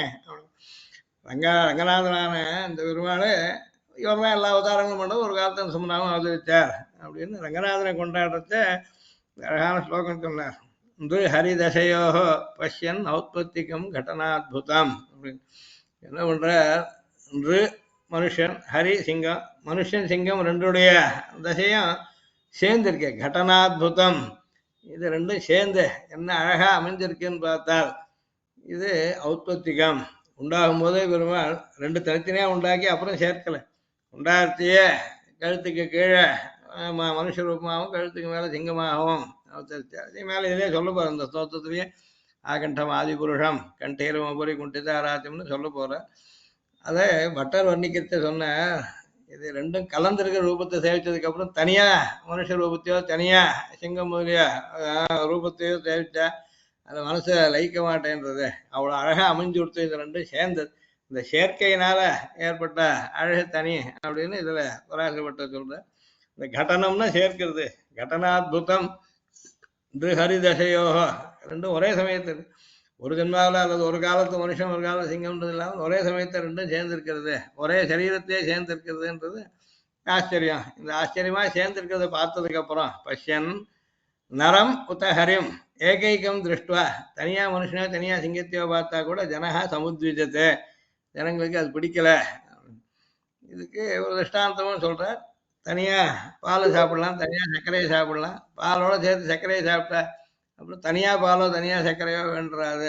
அந்த மாதிரி க்ஷீரம் சர்க்கரையேவ யாபின்னு தசாவதா ஸ்தோத்திரத்துக்கு சுவாமி சாதிச்சிருக்காரு. அதே போல இத்திக்கில சிதா க்ஷீர நியாயேன, சிதான்னு சொல்றது சர்க்கரையை சொல்லும், க்ஷீரம்ன்றது பால். சிதா க்ஷீர நியாயேன சங்கமிதாங்ககம். பாலில் சர்க்கரை போட்டது கரைஞ்சி கொடுத்தோம்னா அப்புறம் தனியா இது பால் சர்க்கரைன்னு பிரித்து காட்ட முடியாது. அந்த மாதிரி இந்த ரெண்டும் மனுஷனுடைய உறுப்புகளும் சிங்கத்தினுடையதும் அழகா கலந்துட்டு இருக்கு. சங்கமிதாங்ககம் ஸ்புட சட மகாதம்ஷ்டம். பிடரி மயிர்களோட முகத்துல சிங்கத்தினுடைய பரந்த முகம் உள்ளது சிங்கம், பஞ்சாசியான்னு பேர். அப்படிப்பட்ட ஸ்புட சட்டம், சட்டான்னு சொல்றது அந்த பிடரி மயிர்கள். அதென்னா தெரியும்படியா விளங்கும்படியா பெரிய அந்த சிங்கத்துடைய பற்களோட, கோரை பற்களோட சேவை சாய்க்கிற. கீழே இருக்கிறதோ சாதாரண மனுஷனாக தான் இருந்தது. ரங்கேந்திர சிம்மம் உபாஸ்மகே அப்படின்றத மட்ட சாச்சா அது விவரிக்கிற. ரங்கராஜஸ்தவத்தில் அழகை மணவாழ்னது ஸ்ரீ நரசிம்மாவதார வைபவத்தை கூறும் ஸ்தோத்திர ஸ்லோகம் இது. இது ஏன் இப்படி ஒரு நாள் அவதரித்தாச்சு, ஹிரண்யகசிபு எப்படி வரம் கேட்பான் என்பது நமக்கு தெரியாது, பகவானுக்கு தெரியும். அதுக்காக பெருமான் என்ன பண்ணிட்டான், எதிலும் எம்பெருமான் பரவி விரவி எழுந்தருள் இருந்தார். அவன் எங்க எப்படி கேட்பான்னு தெரியாது, எல்லா இடத்தையும் சித்தமா இருந்துடுவோம், எங்க கேட்டா அங்கேருந்து வெளிப்படுவோம் அப்படின்னு பெருமாள் இந்த சிம்ம ரூபத்தோட எல்லா இடத்துலயும் உள்ள புகுந்து இருந்தார். அதனால்தான் திரைலோக்கியமேத்ததிகிலம் நரசிம்ம கர்ப்பம் அப்படின்னு சொல்லிட்டாச்சு. அதுல அவன் எதை வேணா கேட்கலாம். மனிதன், மிருகம் முதலிய எந்த ஜீவராசியாலும் தனக்கு மரணம் நேரிடக்கூடாது என்ற வரம் வாங்கி வந்தவன் அவன். ஹிரண்யகசிபு மனுஷனாலையும் சாவு கிடையாது, பிராணிகளாலையும் சாவு கிடையாது, இப்படின்லாம் வரம் கேட்டிருந்தான். அதனாலேயே இந்த மனுஷனையும் சிங்கத்தையும் சேர்த்து ஒரு ரூபமா பெருமாள் ஏற்படுத்திட்டான். அதுலேருந்து சாவு இல்லைன்னு அவன் கேட்கல. அதனால அதற்காகவே ஔத்பத்திகம் கடனாத்புதம் என்று பட்டர் அருளினார். ஔத்பத்திகஸ்து சப்தஸ்ய அர்த்தேன சம்பிரத்யா என்கிற ஜெய்மினி சூத்திரத்தில் உள்ள ஔத்பத்திக சப்தத்துக்கு போல் இங்கும் நித்திய சங்கடனாத்புதம் திருவுள்ளம். அதாவது ஔத்பத்திகம்ன்ற சப்தத்துக்கு நித்தியம் அப்படின்னு அர்த்தம். மீமாம்சா சூத்திரம் இது. மீமாம்சா சாஸ்திரத்தில் ஜெய்மினின்ற மகர்ஷி சூத்திரங்கள் எழுதினார். அவர் எழுதிச்ச வேதத்தில் உள்ள எல்லா பதங்களுக்கும் அர்த்தம் என்றைக்குமே, பதத்துக்கும் அர்த்தம் என்றைக்கும் சேர்ந்தே இருக்கு. பதத்தை சொன்னதுக்கு அப்புறம் அர்த்தம் தெரிஞ்சுக்கணுன்றது இல்லை, அல்லது அர்த்தத்தை பார்த்துட்டு சப்தம் பிரயோகிச்சான்றது கிடையாது. எப்பவுமே சேர்ந்தே இருக்கு பதமும், அதாவது சொல்லும் பொருளும் என்றைக்குமே சேர்ந்தே இருக்குன்றதுக்கு அதுக்கு ஔத்பத்திகம் அப்படின்னு சப்தம் பிரயோகிச்சிருக்கார். அதனால இங்கேயும் ஔத்பத்திகம் கடனாத்புதம்னு பட்டர் பிரயோகிக்கிறார். அதுக்கு காரணம் உற்பத்தி ஆகும் போதே சேர்ந்தே இருக்குதுன்னு அர்த்தம், உற்பத்தி சித்தம் அப்படின்னு அர்த்தம். அதனால அது நித்திய சங்கடனாத்புதம், என்னைக்குமே கலந்தே இருக்குது. முதல்ல தனியா மனுஷனா சிங்கமா இருந்து ரெண்டையும் சேர்த்தது இல்லை இது அப்படின்ட்டு. நியாயசாஸ்திரத்தை கூட ஒருத்தர் சொல்ற, அநேகாந்தம் ஜெகத் சர்வம் ஹேரம்ப நரசிம்மவத்து அப்படின்னு ஒரு திஷ்டாந்தம் சொன்ன. லோகத்துல தனித்தனியா மனுஷ ஜாத்தின்னு ஒன்று உண்டு, சிங்க ஜாத்தின்னு உண்டு. இந்த ரெண்டு ஜாத்தியிலையும் சேர்த்து உண்டாக்கியதெல்லாம் நசும் ஜாத்தின்னு ஒன்று தனியா சொல்லணும். அந்த மாதிரி இது அப்படி இருந்தா மட்டும்தான் அவன் வரத்துக்கு தப்பு இல்லாத போகும். கொஞ்சம் மனுஷன் கொஞ்சம் சிங்கம் சேர்ந்த மனுஷனாலும் சாவு கிடையாது, சிங்கம் சாவு கிடையாதுன்னு கேட்டேனேன்னு அவன் ஆட்சேபிக்க முடியாது பிரம்மாவிடத்துல. இது தனி ஜாதி, இது மனுஷன்லையும் சேர்ந்ததில்லை, சிங்கத்திலையும் சேர்ந்ததில்லை. ஆனால் ரெண்டுடைய குணங்களும் உள்ளது, ரெண்டுடைய ரூபமும் உள்ளது. அதனால அது ஔத்பத்திகம். இப்படி நரங்கலந்த சிங்கம் என்ன ஸ்ரீ நரசிம்மனை சேவித்த பின் தனியாக நர உறவில் அவதரித்த திருவுருக்களையோ, ராமன் முதலே எடுத்துக்கலாம், ராமன் கிருஷ்ணன் முதலே தான் நர உறவிலே இருந்திருந்தான். தனியாக மிருக உறவில் தோன்றிய மத்யாதி ரூபங்களையோ சேவிக்க அடியேன் மனம் இழையவில்லை என்கிறார் ஸ்ரீ பட்டர். இதுல மற்ற அவதாரங்களை தூஷிக்கிறாருன்னு தப்பா நினைக்க கூடாதுன்றதுக்காக இதை நகினிந்தா நியாயப்படி கொள்ள வேண்டுமாயினும் இதிலும் ஒரு ரசானுபவம் இருக்கிறது. மற்ற அவதாரங்கள் குறவு அவதாரம் வசதின்னு சொல்ல வரல, எல்லாத்துலயும் அவரே தான் பல ரூபங்கள் எடுத்துக்கிறார். ஒன்னாவே இருக்கிறது கூட ஒவ்வொன்றும் ஒரு தனியான ரசானுபவம் இருக்கு. அவதாரத்தில் இது ஒரு விசேஷம். பசும்பால் தனியாக பருகினாலும் இனியது, சிதா வெண்மையான கற்கண்டு பொடியுடன் சேர்த்து பருகினால் சுவை கூடுகிறது அல்லவா, அதே போல் இங்கும் என்று சிதாட்சேர நியாயேன என்று காட்டுகிறார். அதுக்கப்புறம் வேதங்கள்லையும் சொல்லிருக்குன்றது ஒரு இடத்துல எடுக்கிறேன். இந்த ஸ்ரீ நரசிம்மாவதாரத்தை ரிக்வேதம் மிருகோன பீம குச்சரோகி ரிஷ்டாக என்று காட்டி, இதே எதிர்வேதத்திலையும் இருக்கு இந்த மந்திரம். ஒருவர் தனக்கு எதிரிகளை வெல்ல திறமை அதிகம் வேண்டும் என்று விரும்பினால் நரசிம்மனை உபாசிக்க வேண்டும் என்று இந்த ஸ்ருதிக்கு பொருள். பெருமாள் இரண்யகசிபை கூட சம்ஹாரம் பண்ணிட்டார் க்ஷணத்துல, எதிர்ச்சாகரே அப்படின்றார் சுவாமி. அந்த மாதிரி மொத்தம் சத்ருக்களை வெல்றதுக்கு திறமை வேணும், திறமை நிறைய வேணும்னு ஆசைப்பட்டான்னா நரசிம்மனை உபாசிச்சா அந்த சக்தி ஏற்படும், பெருமாள் அப்படியே அவனுக்கு அனுகிரகிச்சு தருவார் அப்படின்னு இந்த ஸ்ருதிக்கு அர்த்தம். இதுக்கு முதல் பாதத்துல, அது ரெண்டாவது பாதம் இது, பிரதத்விஷ்ணுஸ்தவத்தே வீர்யாய மிருகோன பீம குச்சரோகி ரிஷ்டாக. முதல் அடியில பிரதத்விஷ்ணு ஸ்தவத்தே வீர்யாய, விஷ்ணுவானவர், விஷ்ணு தான் சும்மனா அவதற்கு. விஷ்ணுவோட சப்தத்துக்கு எல்லா இடத்தையும் வியாபிச்சிருக்கவர்னு அர்த்தம், எல்லா இடத்தையும் பரவி இருக்கவர்னு அர்த்தம். ஸ்தோத்திரம் பண்றவனுக்கு பலத்தை கொடுக்கறதுக்காக இந்த ரூபத்தை எடுத்துட்டார் இந்த ஸ்ருதி. அதுல கரிஷ்டா அப்படின்னு சப்தத்துக்கு அர்த்தம் அகோபிலம் முதலான திருமலைகளை இருப்பிடமாக கொண்டவர், மலையில் இருக்கவர் அப்படின்னு அர்த்தம். சீனிவாசன் முதலியால மலையில் இருக்கவர் தான். வேதத்திலே விஷ்ணு பர்வதானாம் அதிபதி அப்படின்னு சொல்லிருக்கு. விஷ்ணுவானவர் மலைகளுக்கெல்லாம் தலைவர் அப்படின்னு சொல்லிருக்கு வேதங்கள். அதனால மலைகள் யாவும் ஸ்ரீ விஷ்ணுவின் விபூதிகளாகும். பிராச்சீனமான மீமாம்சக நையாயிக கிரந்தங்களிலும் இதை காணலாம். சாஸ்திரஞால் கூட பகவான் சாஸ்திரத்தை சொல்றது திருஷ்டாந்தங்கள் சொல்லும்போது இந்த மாதிரி சில விசேஷங்களை சொல்ற. ஐதிஹ்யம் அப்படின்னு ஒரு பிரமாணம், அது மீமாம்சகால் ஒத்துக்கிற. பல நாளாக பெரியவாள்லாம் சொல்லி கேட்டு வந்திருக்கிறது. அந்த மாதிரி உள்ள ஒரு பிரமாணத்துக்கு இதுக்கு ஆதாரம் எங்கேன்னா வேதத்தையோ புராணங்களே காட்டுறதா கூட ஒருத்தருக்கு ஒருத்தர் சொல்லி ஓரான் வழியாக வந்திருக்கக்கூடிய விஷயங்களுக்கு ஐதிஹ்யம் அப்படின்னு சொல்றோம். இந்த ஐதிஹ்யம்ன்றதை விளக்கிறதுக்கு மீமாம்சகால் ஒரு புராண ஸ்லோகத்தை காட்டினா அப்படின்னு எடுத்து காட்டுறேன். நியாய வார்த்திகம்னு ஒன்று, நியாய வார்த்திகம் நியாயசாஸ்திரத்துக்கு சூத்திரத்துக்கு வியாக்கியானம் எழுதினது. அது மீமாம்சகால் சொன்னதா இல்லை, மீமாம்சா வார்த்திகமாக கூட இருக்கலாம். வட்டே வட்டே வைஷ்ணவன சத்வரே சத்வரே சிவ பர்வத்தே பர்வத்தே சிம்ம சர்வத்த மதுசூதன அப்படின்னு ஒரு புராண ஸ்லோகத்தை எடுத்து காட்டியிருக்கா. வட்டம்னா ஆலமரத்துக்கு பேர். எல்லா ஆலமரங்கள்லையும் குபேரன் உள்ளுக்குள்ள இருப்பான் அப்படின்னு சாஸ்திரம். வட்டே வட்டே வைஷ்ணவன, வைஷ்ணவனன்னா குபேரனுக்கு பேர். குபேராய வைஷ்ணவனாய அப்படின்னு வேதம் சொல்லுது. ஆலமரங்கள் யாவற்றிலும் நம் கண்களுக்கு புலனாகாதபடி குபேரன் இருப்பதாகவும் இருப்பான் அப்படின்னு சொல்லுங்க. அதே மாதிரி சத்வரே சத்வரே சிவஹான், முச்சந்தி நச்சந்தி இளையல், இப்போ 4 ரோடு இடத்துல சேருது, 3 ரோடு சேருதுன்னு இந்த மாதிரி சேரக்கூடிய இடங்கள்ல சிவன் இருப்பான். சத்வரே சத்வரே சிவஹா. அதே மாதிரி பர்வத்தே பர்வத்தே சிம்மஹா, மலைகள் தோறும் ஸ்ரீ நிசம்மனம்.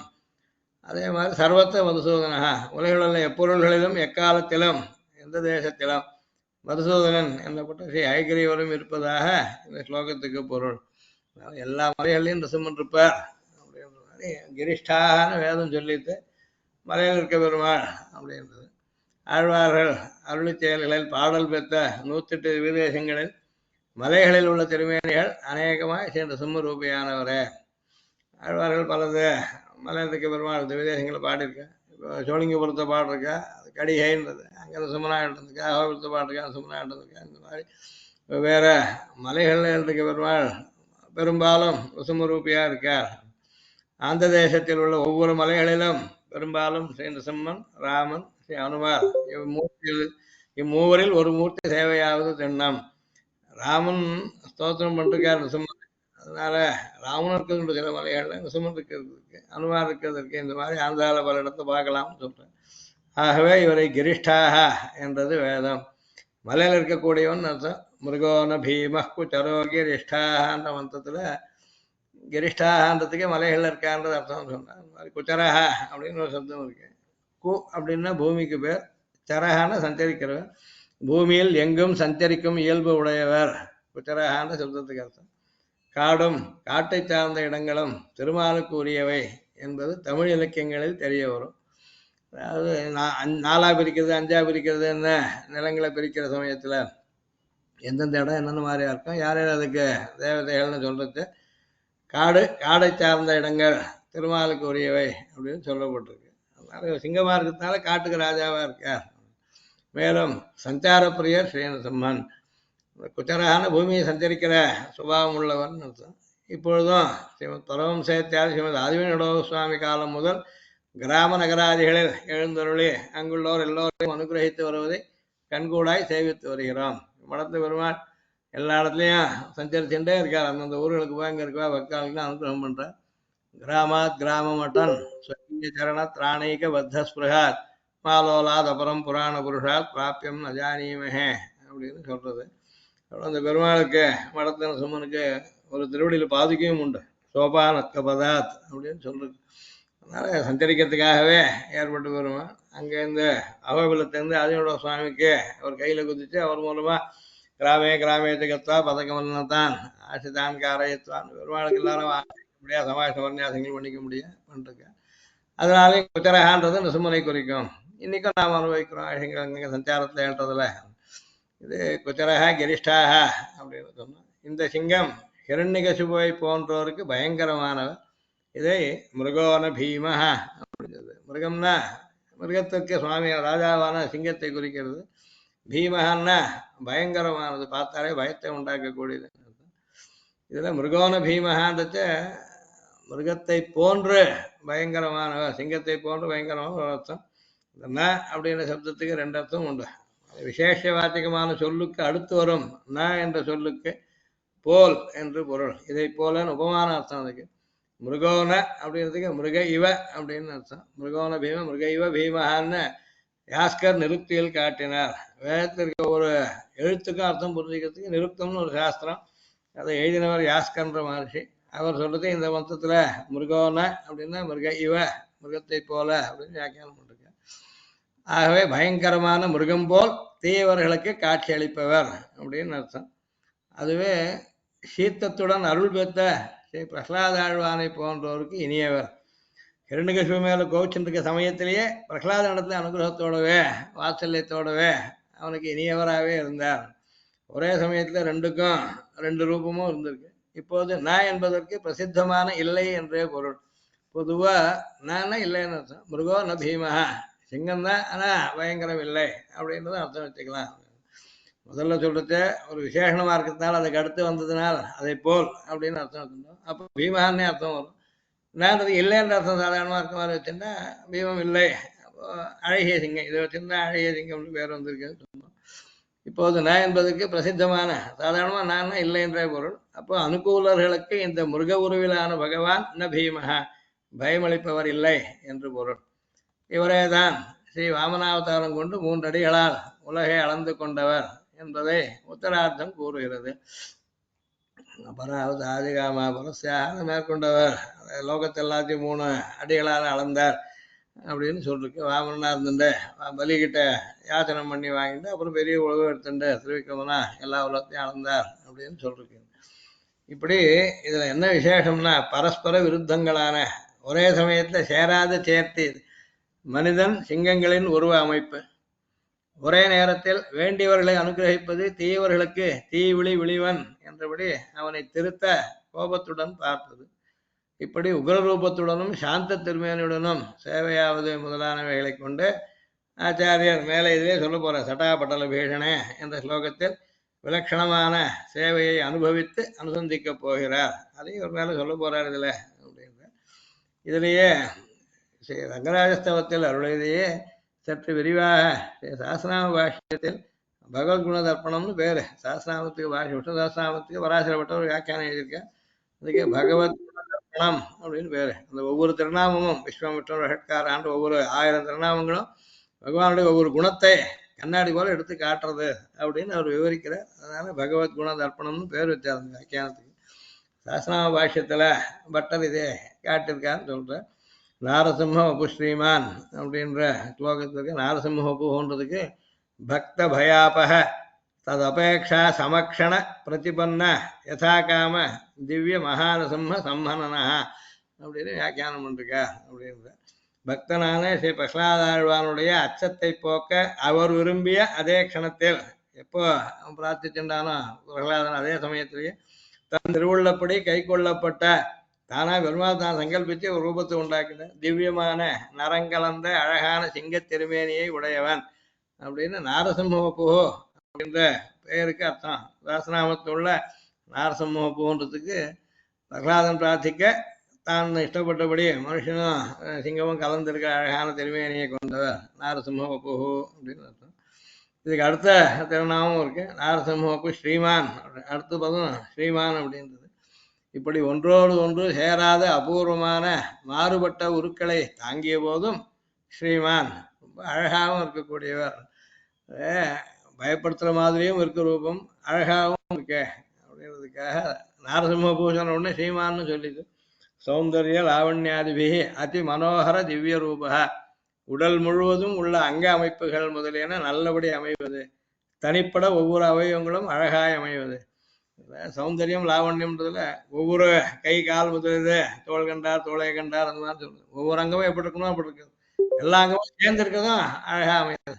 ஒண்ணு சமுதாயில சோபைன்னு சொல்றது, கலந்து இருக்கிறதுனால வரக்கூடியது, தனித்தனியா இருக்கிறது. அதனால அவயவ சோபை, சமுதாய சோபை, ஒன்று சௌந்தரியம், ஒன்று லாவண்யம் சொல்றதுனால சொல்றது.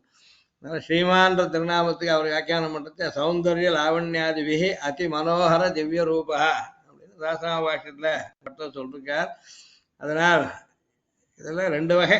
ஒன்று உடல் முழுவதும் உள்ள அங்க அமைப்புகள் முதலியன நல்லபடி அமைவது, உடம்பு முழுக்க அழகா இருக்கணும். தனிப்பட ஒவ்வொரு அவயங்களும் அழகாய் அமைவது. இந்த இருவகையான பேரழக்கம் இருப்பிடமான திவ்யமான திருமேனியை உடையவர் என்றார்.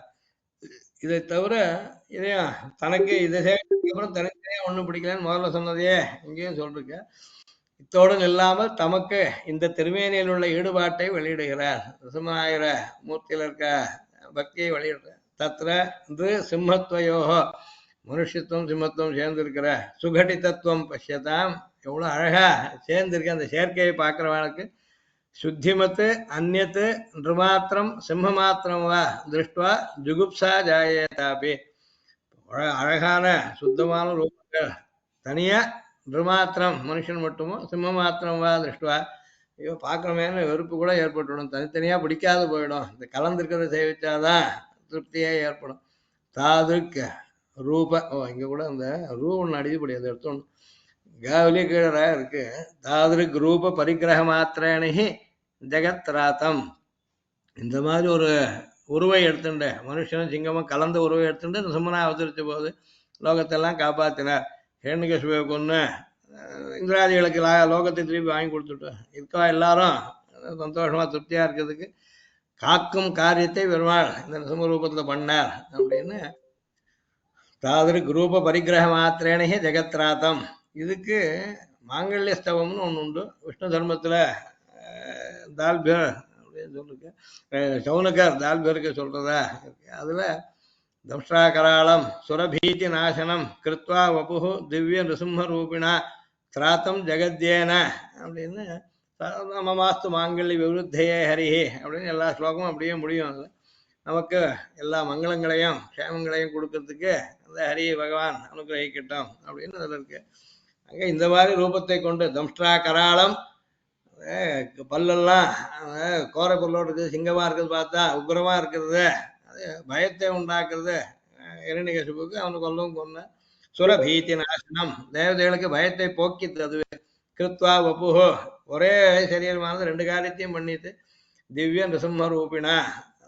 லோகத்து அந்த மாதிரி சிம்மம் கிடைக்காது. திவ்ய நிருசிம்மன் பெருமாள் அபராகமா அந்த மாதிரி அவதரிச்சு திராத்தம் ஜெகத்யேன, இப்படி ரூபத்தை எடுத்துட்டு உலகெல்லாம் யார் காப்பாற்றினாரோ அப்படின்னு விளக்கி அருளினார். அதனால இந்த சேரா சேர்க்கையான மனிதன் சிங்கம் என்ற உருவம் கலந்த திருமேனியை சேவித்த பிறகு தனித்த மனித உருவையோ மிருக உருவையோ சேவிக்க அருவறுப்பாயும் இருக்குமாம். ஜுகுப்சேதாப்பியும் சப்தம். ஜுகுப்சான்றது அருவறுப்பை காட்டுறது. ஜுகுப்சா என்று இங்கே ஸ்ரீ வட்டர் அருளியிருக்காங்க. இத்தகைய உருவை கொண்டே மூவுலங்களிலும் மூணு லோகத்திலையும் அப்போது இரண்யகசிபின் தொல்லைகளுக்கு உட்பட்டிருந்தவர்களை இவர் காத்தார் என ஸ்ரீ விஷ்ணு தர்மத்தில் சௌனகரின் திருவாக்கை காட்டி விளக்கி அருளினார். இப்படியெல்லாம் இந்த அழகியானின் திருமேனி அழகில் ஈடுபட்டு ஸ்ரீ பட்டர் முதலானோர் அருளினார்கள். இதுல இன்னும் சிலது விஷ்ணு புராணத்தை வந்து மேல எடுத்து காட்டார். உலகில் உள்ள சாதுக்களை காட்ட முற்படும் போது லோகத்துல பெருமாள் பரித்ராணாய சாதுனாம் விநாசாய துஷ்டுதாம் தர்ம சம்ஸ்தாபனார்த்தாய சம்பவாமின்னு சொன்ன. சாதுன்னா யார், எப்படி இருப்பா அப்படின்னு ஒரு சந்தேகம் வரச்ச சாதுக்களை இது பண்ணிக்கோமா, மியூட் பண்ணிக்கோ சத்தத்தை, பேக்ரவுண்ட் சத்தம் இங்க கேட்கணும்.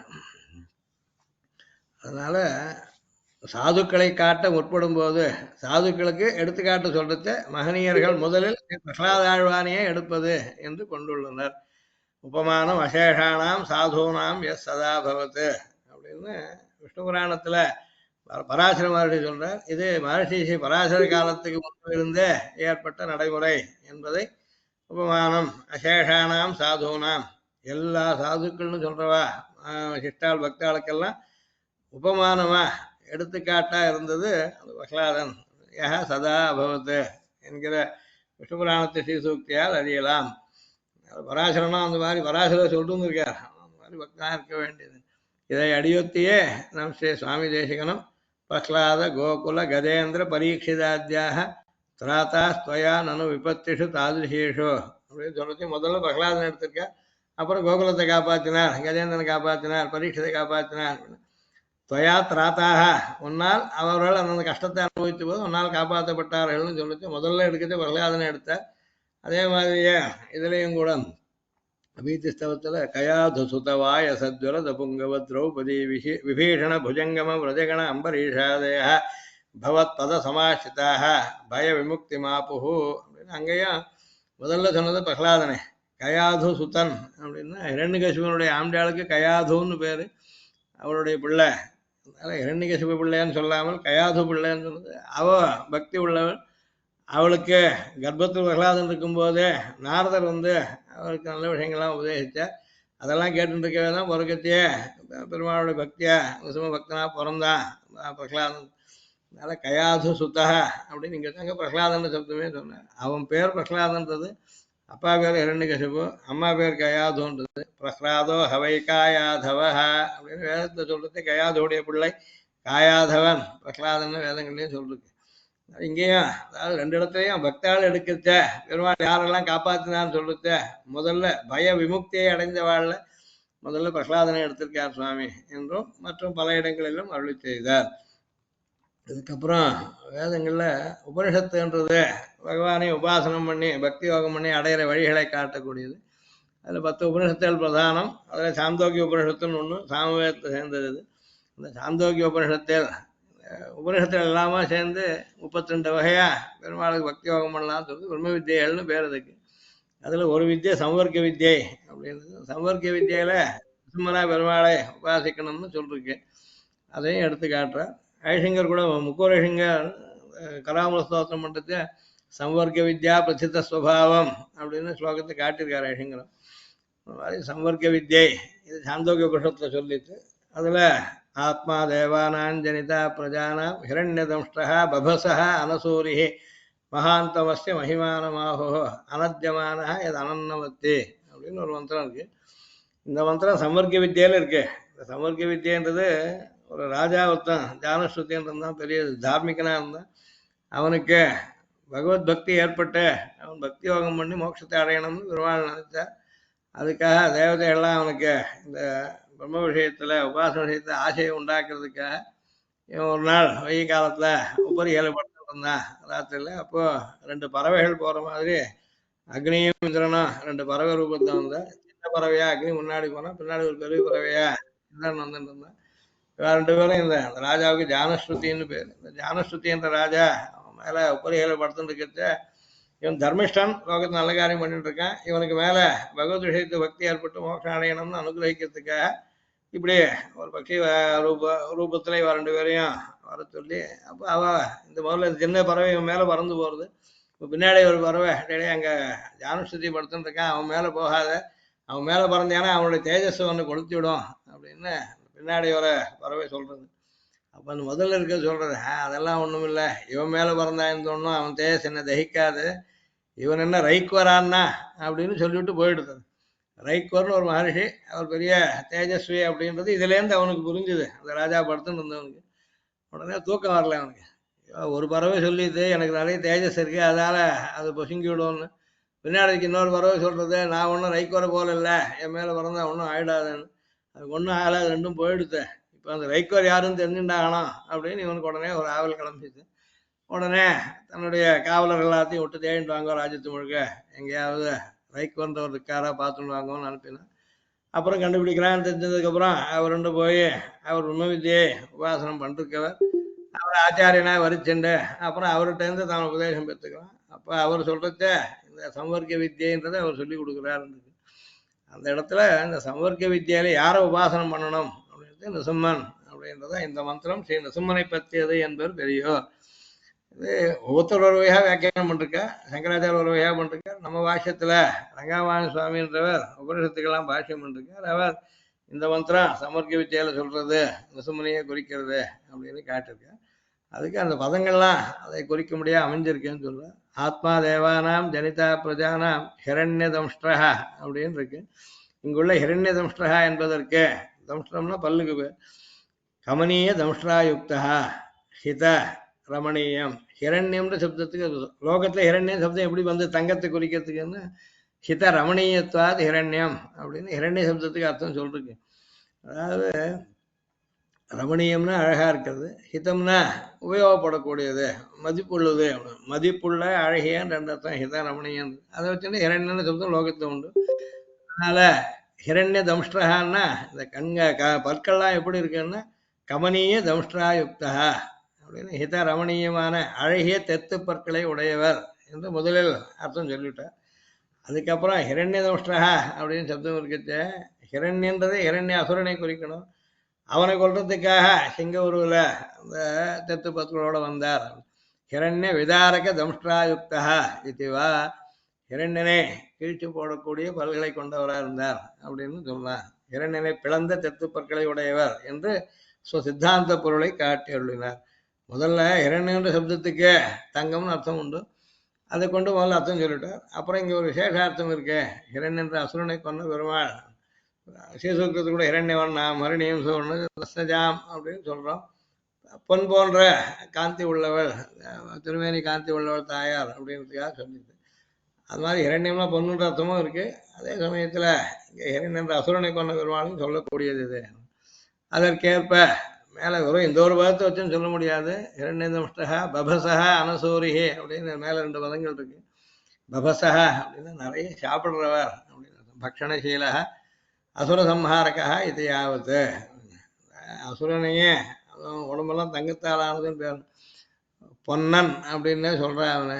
அப்படிப்பட்ட அவ்வளோ உடைக்க முடியாத, ஒன்றும் பண்ண முடியாத, ஜெயிக்க முடியாதவனா இருந்தவனே இந்த சிங்கமானந்த பெருமாள் அவன் பிளந்து போட்டார். அதனால அசுர சம்ஹாரகா எஸ்ய பிரம்மச்சக்ஷத்தந்தி உபயபவதோதனா மிருத்யுயோபசேஜனம் என்ற ஸ்ருதி இவரை சர்வ சம்ஹாரகராக காட்டியது.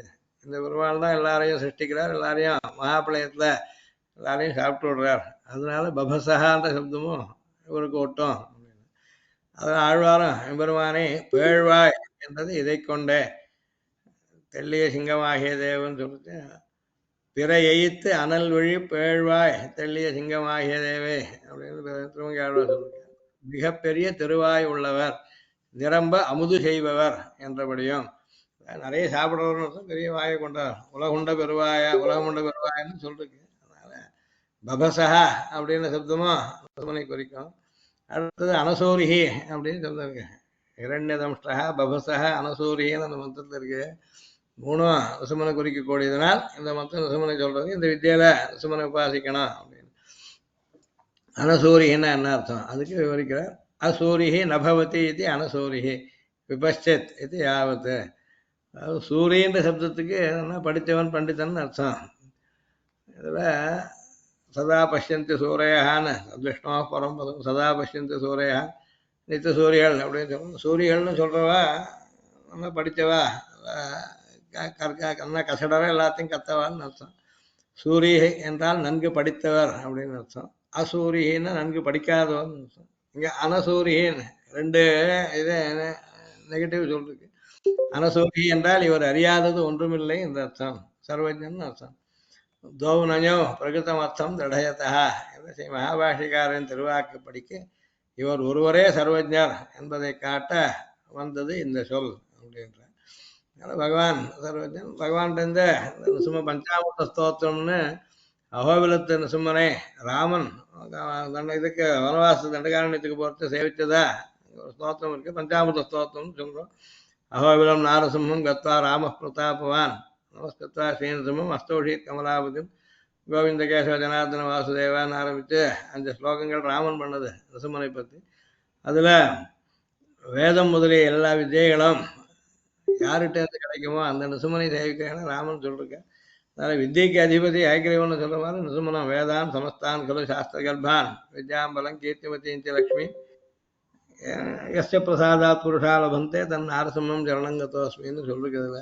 அதனால இவர் சர்வஜர் அப்படின்றதும் அனசூரிகின்னு சப்தத்தினால சொல்லிருக்கு. அஸ்ய ஸ்ரீ நரசிம்மஸ்ய பரமாத்மனः மகிமானம் மகாந்தமாகோ மகாந்தமஸ்ய மகிமானமாகோன்னு மேலே சொல்லிருக்கு. இவருடைய பெருமை அளவிட முடியாதது. எத் ஸ்வயம் அந்நைஹி அனத்யமானः அநாஷ்யமானः அன்னம் வாகாதிகம் அத்தி நாசயத்தி ஏவம் பூதா பரமாத்மா ஏவ சம்வர்க்கா. இவருக்கு அழிவு கிடையாது அப்படின்னு அர்த்தம். இவர் அழிவத்தவர் என்றும் மகாபிளய காலத்தில் எல்லோரையும் யமாதிகளை கொண்டு சம்ஹாரம் செய்த பிறகு யமனை வச்சுட்டு மற்ற எல்லாரையும் சம்மதிக்க வைக்கிறார். அப்புறம் யமனையா தான் சாப்பிட்டு விடுறாருன்னு இருக்கு. முத்திரிய சிவபசேச்சனம் கீழே எடுத்து காட்டினார். எல்லாரையும் யமன் முதலியவர்களை கொண்டு சம்ஹாரம் செய்த பிறகு பிரம்மாணமிந்திரம் யமன் ருத்ரஞ்ச யமம் வருணமேவச்ச பிரசஹ்ய ஹரதே யஸ்மாத் தஸ்மாத் ஹரிரிதீரியதே என்று ஹரியஷ்டகத்தில் ஸ்ரீ பிரகலாதாழ்வான் சொன்னபடி இவர் மத்தையோரையும் சம்ஹரித்தவர் என்பதும் காட்டப்பட்டது. இதெல்லாமும் இந்த நரசிம்மனுடைய பெருமைகளை மூலம் தெரிஞ்சுட்டா இதை சொல்றதுக்காக சுவாமி இந்த ஸ்லோகத்துல பல பதங்கள்ல இது மாதிரி அர்த்தங்கள்லாம் தெரியுதுன்னு காட்டுறதுக்காக சொல்லிருக்க. அடுத்ததா நரசிம்ம தாபனீய உபனிஷத்துன்னு ஒரு உபனிஷத்து உண்டு. ஸ்ரீ நரசிம்ம தாபனீய உபனிஷத்தில் காட்டியபடி எல்லோரையும் எப்போதும் எவ்வகையிலும் எங்கும் பாதுகாப்பவர் என்றும் பொருள். எல்லாரையும் காப்பாத்துறார், எல்லா காலத்திலையும் காப்பாத்துறார், எல்லா வகைகள்லையும் யார் யாருக்கு எப்படி எல்லா இடத்துலையும் காப்பாரு, எல்லோரையும் எப்போதும் எவ்வகையிலும் எங்கும் பாதுகாப்பவர். அந்த பிரளய மகா பிரளயத்துல எல்லாரையும் சாற்றுவேன் சொன்னீங்கல்ல, சாற்றுனா புரியல, என்ன பண்ணுவேன்? சாப்பிடுறதுன்னு சொன்னா இப்போ இருக்கட்டும், செத்து போறான்னா என்ன அர்த்தம்னு கேட்டா உடம்புல இருந்து ஆத்மா வெளியில கிளம்பி விடுத்தோம்னா அந்த உடம்பு என்ன ஆகும், அப்புறம் அது பாதுகாக்க முடியாது. இப்போ ஒவ்வொருத்தரா தனித்தனியா போயிட்டா அங்கங்க அந்த சரீரம் இருக்கும், அதுல இருந்து இருக்கிறதெல்லாம் அது மண்ணோட சேரும், காத்துல சேரும், நெருப்புல சேருங்க, அந்த மாதிரி சொல்லிருக்கு வேதத்துல. எல்லாருக்கும் பொதுவா என்ன பண்ணுவாருன்னா இப்போ உண்டாக்குறத ஆகாசத்தை முதல்ல உண்டாக்கிட்டு ஆகாசத்துல இருந்து வாயு உண்டாக்கி வாயுலேருந்து அக்னியை அக்னிலேருந்து ஜலத்திலேருந்து பூமியை உண்டாக்குற. எல்லாரும் தனித்தனியா அழிக்க வேண்டாம். அதுக்காக என்ன பண்ணுவாருன்னா பூமி ஜலத்துல அடங்கிடும், ஜலம் தேஜஸ்ல அக்னியில அடங்கிடும், அது வாயுல அடங்கிடும், வாயு ஆகாசத்துல அடங்கிடும், ஆகாசம் பெருமாள் அடங்கி போடும், எதுவுமே இருக்காது போயிடும். அதாவது யாருடைய உடல்கள்லாம் இருக்காது, உடல்கள் எல்லாம் ஆத்மாக்கள்லாம் ரொம்ப சின்னது, அது பெருமாள் உள்ளுக்குள்ளேயே வயத்துக்குள்ள இருக்கும். அதனால சம்மரிக்கிறதுன்னு அர்த்தம். அப்ப மகாபிரளயம் நான் ஒரு யுகம் செட்டு முடிஞ்சதும் பெருமாள் ரிஃப்ரெஷ் பண்றதுக்கா? இல்ல அது அந்த மாதிரி ஒண்ணு உண்டு. அப்போ இதெல்லாம் போயிடாது, இந்த பஞ்சபூதங்கள் இருக்கு இதெல்லாம் போயிடாது. ஒரு யுகம் முடியறதுக்கு அது ஒரு சிம்பிள் ரிஃப்ரெஷ். அது அப்ப என்ன ஆகும்னு சொன்னா ஜனங்கள் மட்டும் முதல்ல இருந்தவனுக்கு முதல்ல ஜென்மாவில் என்ன பண்ணாலும் அது வளர்த்து அடுத்த ஜென்மாவில் அனுபவிப்பான், அந்த மாதிரி இருக்கும். இது தைனந்தின பிரளயம் அப்படின்றது அன்னன்னைக்கே உண்டாகிறதுன்றது ஒண்ணு. அதை தவிர மகாபிரளயத்தை இப்ப சொல்ல போறது மகாபிரளயத்தை, மகாபிரளயம்னு சொல்றது யாருமே இருக்க மாட்டேன், அப்புறம் ஒரு வஸ்துவும் இருக்காது, மறுபடியும் ஒரு நாள் சிருஷ்டிச்சாதான் உண்டு. அப்ப என்ன ஆகும்னா இந்த பஞ்சபூதங்கள்லாம் கூட இருக்காது. இப்போ தனித்தனியா ஒவ்வொருத்தரும் போயிடுறான்றதுக்கு இதுக்கு வியஷ்டின்னு பேரு, தனியா இருக்கிறது. இதுகளுக்கெல்லாம் காரணமானது இந்த 5 பூதங்கள், இந்த எலிமெண்ட்ஸ்ன்னு சொல்றானோ இல்லையா, இது சின்ன சரீரத்தை உண்டாக்குற, அதுவே இல்லாத போயிடும் மகாபிரளயத்துல. அப்போ திருப்பி என்ன பண்ணியாகணும், ஆகாசத்தை உண்டாக்கணும், அதுலேருந்து காத்தை உண்டாக்கணும், நெருப்பு உண்டாக்கணும், ஜலத்தை உண்டாக்கணும், மண்ணை உண்டாக்கணும், அப்புறம் தான் அவ சரீரங்களை உண்டாக்க முடியும். இது எல்லாமே போயிடுறதுக்கு மகாபிரளயம்னு பேர். பிரம்மாவுடைய 100 வயசு முடியும் போது ஒரு பிரளயம், அதுக்கு மகாபிரளயம்னு பேர். பாக்கி ஒவ்வொரு யுகமாலும் 4 யுகங்கள் முடிஞ்ச அப்புறம் திருப்பி ரிஃப்ரெஷ் பண்றது 100 வருஷம் தொடர்ந்து மழை பெய்யும். அப்போ என்ன ஆகும்னு சொன்னா கெட்டதெல்லாம் போயிடும், திருப்பி நல்லவா தர்மம் ஜாஸ்தி ஆகும், அந்த மாதிரி பண்ணுவேன். இதுக்கு அதுக்கு வித்தியாசம் உண்டு. இதுல இந்த பூதங்கள் தத்துவங்கள்லாம் அப்படியே இருக்கும், சமஷ்டி தத்துவங்கள்ன்றது அப்படியே இருக்கும். மகாபிரளயத்தை அதுவும் போயிடும். மகாபிரளயத்துல பெருமாள் எல்லாரையும் தன் வயத்துக்குள்ள வச்சுன்னு காப்பாற்றுவேன். வெளியில் இருக்க வஸ்துகள் எதுவும் கண்ணுக்கு தெரியாது, சூரியனே இல்லைன்னா வெளிச்சம் இருக்காது, ஒரே இருட்டு மாதிரி இருக்கும், அந்த மாதிரி ஆயிடும்னு அர்த்தம்.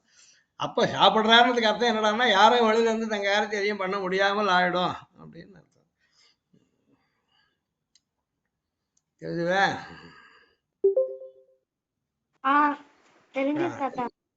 இதான் இப்ப என்னன்னா எல்லோரையும் எப்போதும் எவ்வகையிலும் எங்கும் பாதுகாப்பவர். அப்ப கூட ஜீவாத்மாக்களுக்கு அழிவு கிடையாது, அவன் வயத்துக்குள்ள இருந்துருப்பா பெருமாள் வயத்துல.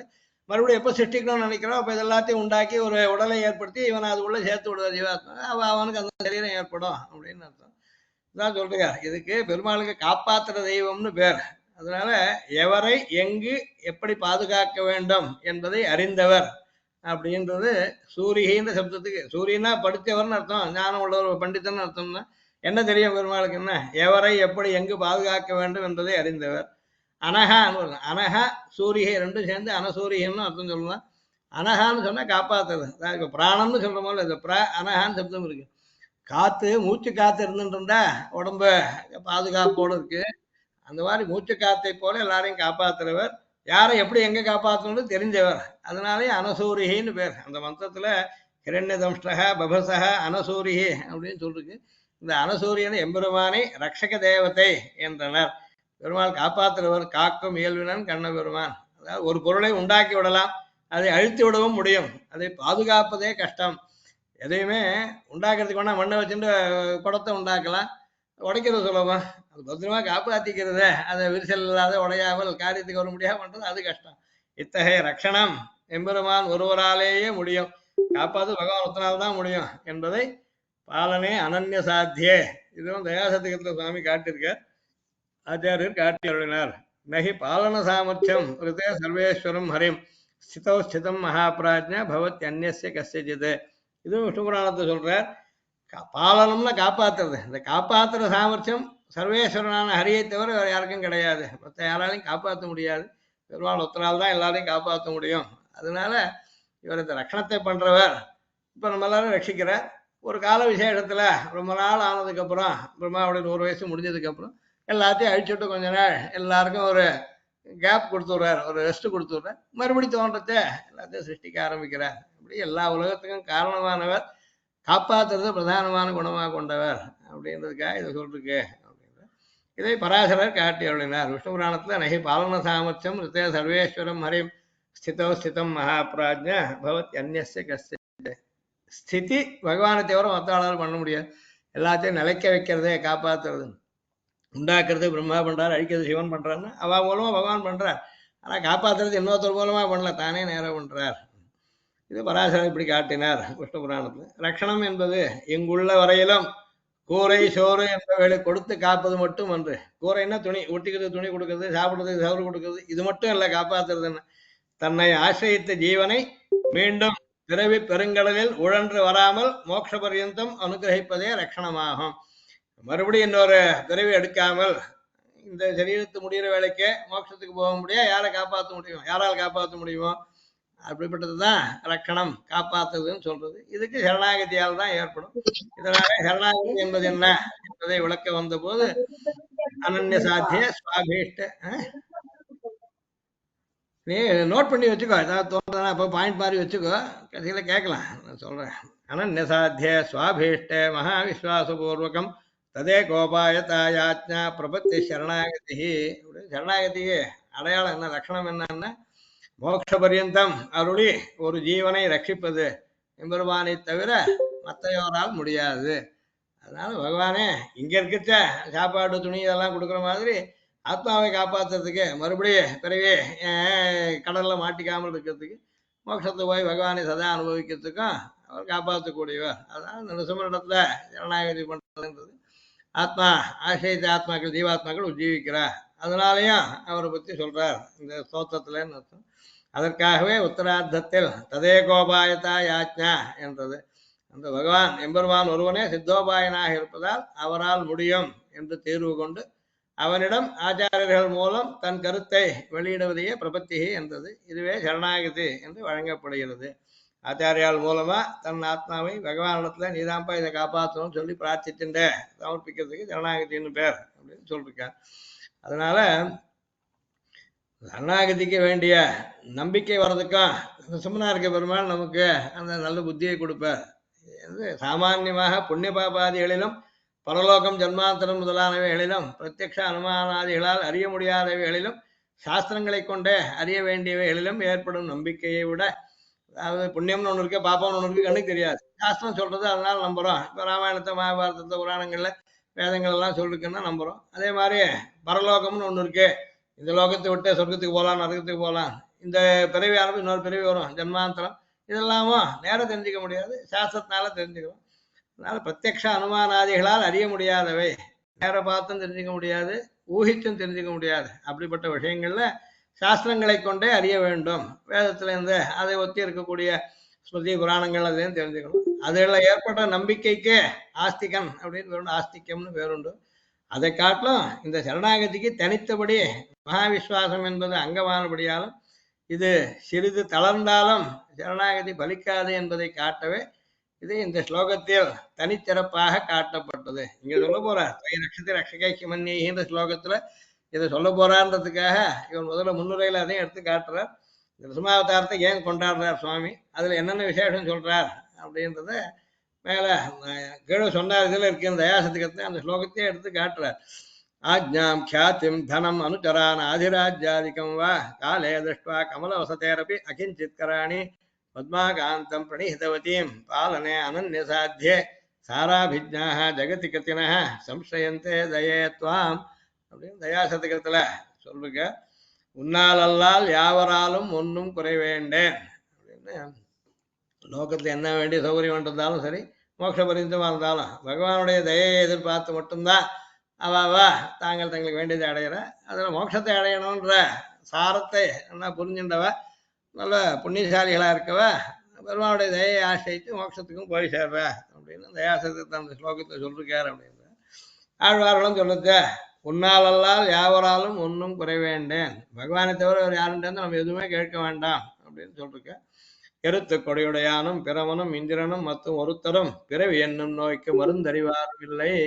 மருத்துவனாய் நின்ன மாமணிவண்ணா மறு பிறவி தவிர திருத்தி உன் கோயில் புகப்பை திருமால் வெஞ்சோலை இருந்தாய். பெரியாழ்வார் சொல்றது மற்ற வியாதிகளுக்கெல்லாம் வேணா வைத்தியால் யாராவது மருந்து கொடுக்கலாம், பிறவின்ற ஒரு நோய்க்கு பிறவி என்னும் நோய்க்கு மருந்து யாருமே அறிய மாட்டா. எருத்து கொடையான்னா சிவன், ரிஷபத்வஜன் அப்படின்னு பேரு, எருது கொடியில உள்ளவன், பிரமன் பிரம்மா, இந்திரன், இவா கூட மொத்தம் ஒருத்தரும், இவா தவிர யாரும் கூட இப்பிறவி என்னும் நோய்க்கு மருந்து அறிவாரும் இல்லை. அவ யாருக்குமே பிறவி மறுபடியும் வராத இருக்கணும்னு சொன்னா அதுக்கு என்ன மருந்து தெரியாது. பிறவின்றது நோய், அதுக்கு மருந்து தெரியாது. மருத்துவனாய் நின்ன மாமணிவண்ணா வைத்தியோ நாராயணோ ஹரிஹி அப்படின்னு சொல்லிருக்கு. அதனால பெருமாளத்தும் தான் மருத்துவன் அப்படின்னு, மருந்தும் அவன் தான் அப்படின்னு சொல்லிருக்கு. நிர்வாணம் பேஷஜம் பிழக்கேன சாஸ்திரநாமத்துல பேஷஜம்னா மருந்து, பிழக்கன்னா வைத்தியன், ரெண்டுமே பகவான் அப்படின்னு. அதனால மறுபிறவி தவிர திருத்தி உன் கோயில் கடப்பை, எனக்கு மறுபடி பிறவி வராது பார்த்துட்டு திவ்ய விபூதியான வைகுண்டத்துல உனக்கு கைங்கரியம் பண்ண முடியா அனுகிரகம் பண்ணுன்னு ஆழ்வார்கள் சொல்றேன். அதே மாதிரி ஒத்தை விடையனும் நான்முகனும் உன்னை அறியா பெருமையோனே, அவளுக்கெல்லாம் கூட பெருமாளுடைய பெருமை முழுக்க தெரிஞ்சிக்க முடியாது. சிவனுக்கோ ருத்ரனுக்கோ இவனுக்கோ பிரம்மாவுக்கோ இந்திரனுக்கோ யாருக்குமே தெரிஞ்சிக்க முடியாது. அதனால பகவானால்தான் சம்ரக்ஷணம் பண்ண முடியும், மற்றையோரால் முடியாது என்பதை ஆழ்வார்களும் நன்கு விளக்கியுள்ளனர். இதை இந்த ஸ்தோத்திரத்துல பார்க்கணும்னு சொல்றேன். அடுத்ததா இன்னொரு விஷயம் சொல்றேன். நாமெல்லாம் திருமணத்துக்கு சிவைஷ்ணவர்கள் யாவரும் திருமண் தரிக்கும் போது குழைத்த திருமண்ணில் திருமணம் வச்சுட்டு ஜலத்தை குத்தி குழைச்சிக்கிறோம். குழைச்சதுக்கு அப்புறம் அது நிருசிம்ம பீஜாட்சரத்தை எழுதணும், அப்புறம் தான் இட்டுக்கணும்னு ஆன்மீகத்துல சொல்லிருக்கு. அதனால நிருசிம்ம பீஜாட்சரத்தை எழுதிய பிறகே இட்டுக்கொள்வது சாஸ்திரங்களில் காட்டப்பட்டது. அதனால் நாம திருமணத்துக்கிறதே உட்பட அந்த திருமணில் அந்தந்த இடத்துல பெருமாள் 12 இடத்துல நம்ம காப்பாத்துறார். அதுக்கு காரணம் நிருசிம்ம பீஜம் எழுதி அப்புறம் இட்டுக்கிறோன்றதுனால.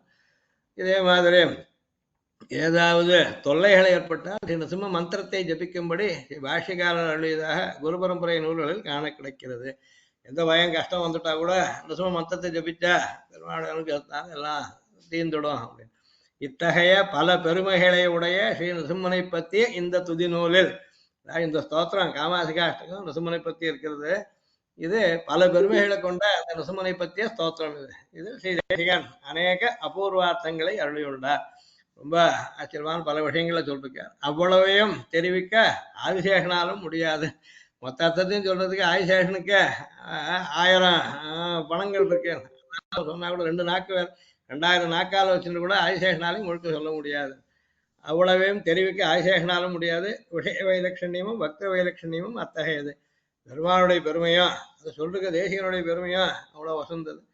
அதனால பூர்வர்கள் இதற்கு உரையிடும் போதும் ஒரு சிலவத்தையே காட்டினார்கள். அதாவது வியாக்கியானம் படுத்தி ஒருத்தர் சில சில விஷயங்களை சொல்லிருக்க. அதை தவிர மந்திரம் எத்தனை கோபையது என்ற கருத்து இருக்கும் அவர்களுக்கு. சிவமந்திரத்துடைய அர்த்தத்தெல்லாம் எல்லாரும் தெரிய முடியா சொல்லிடக்கூடாது.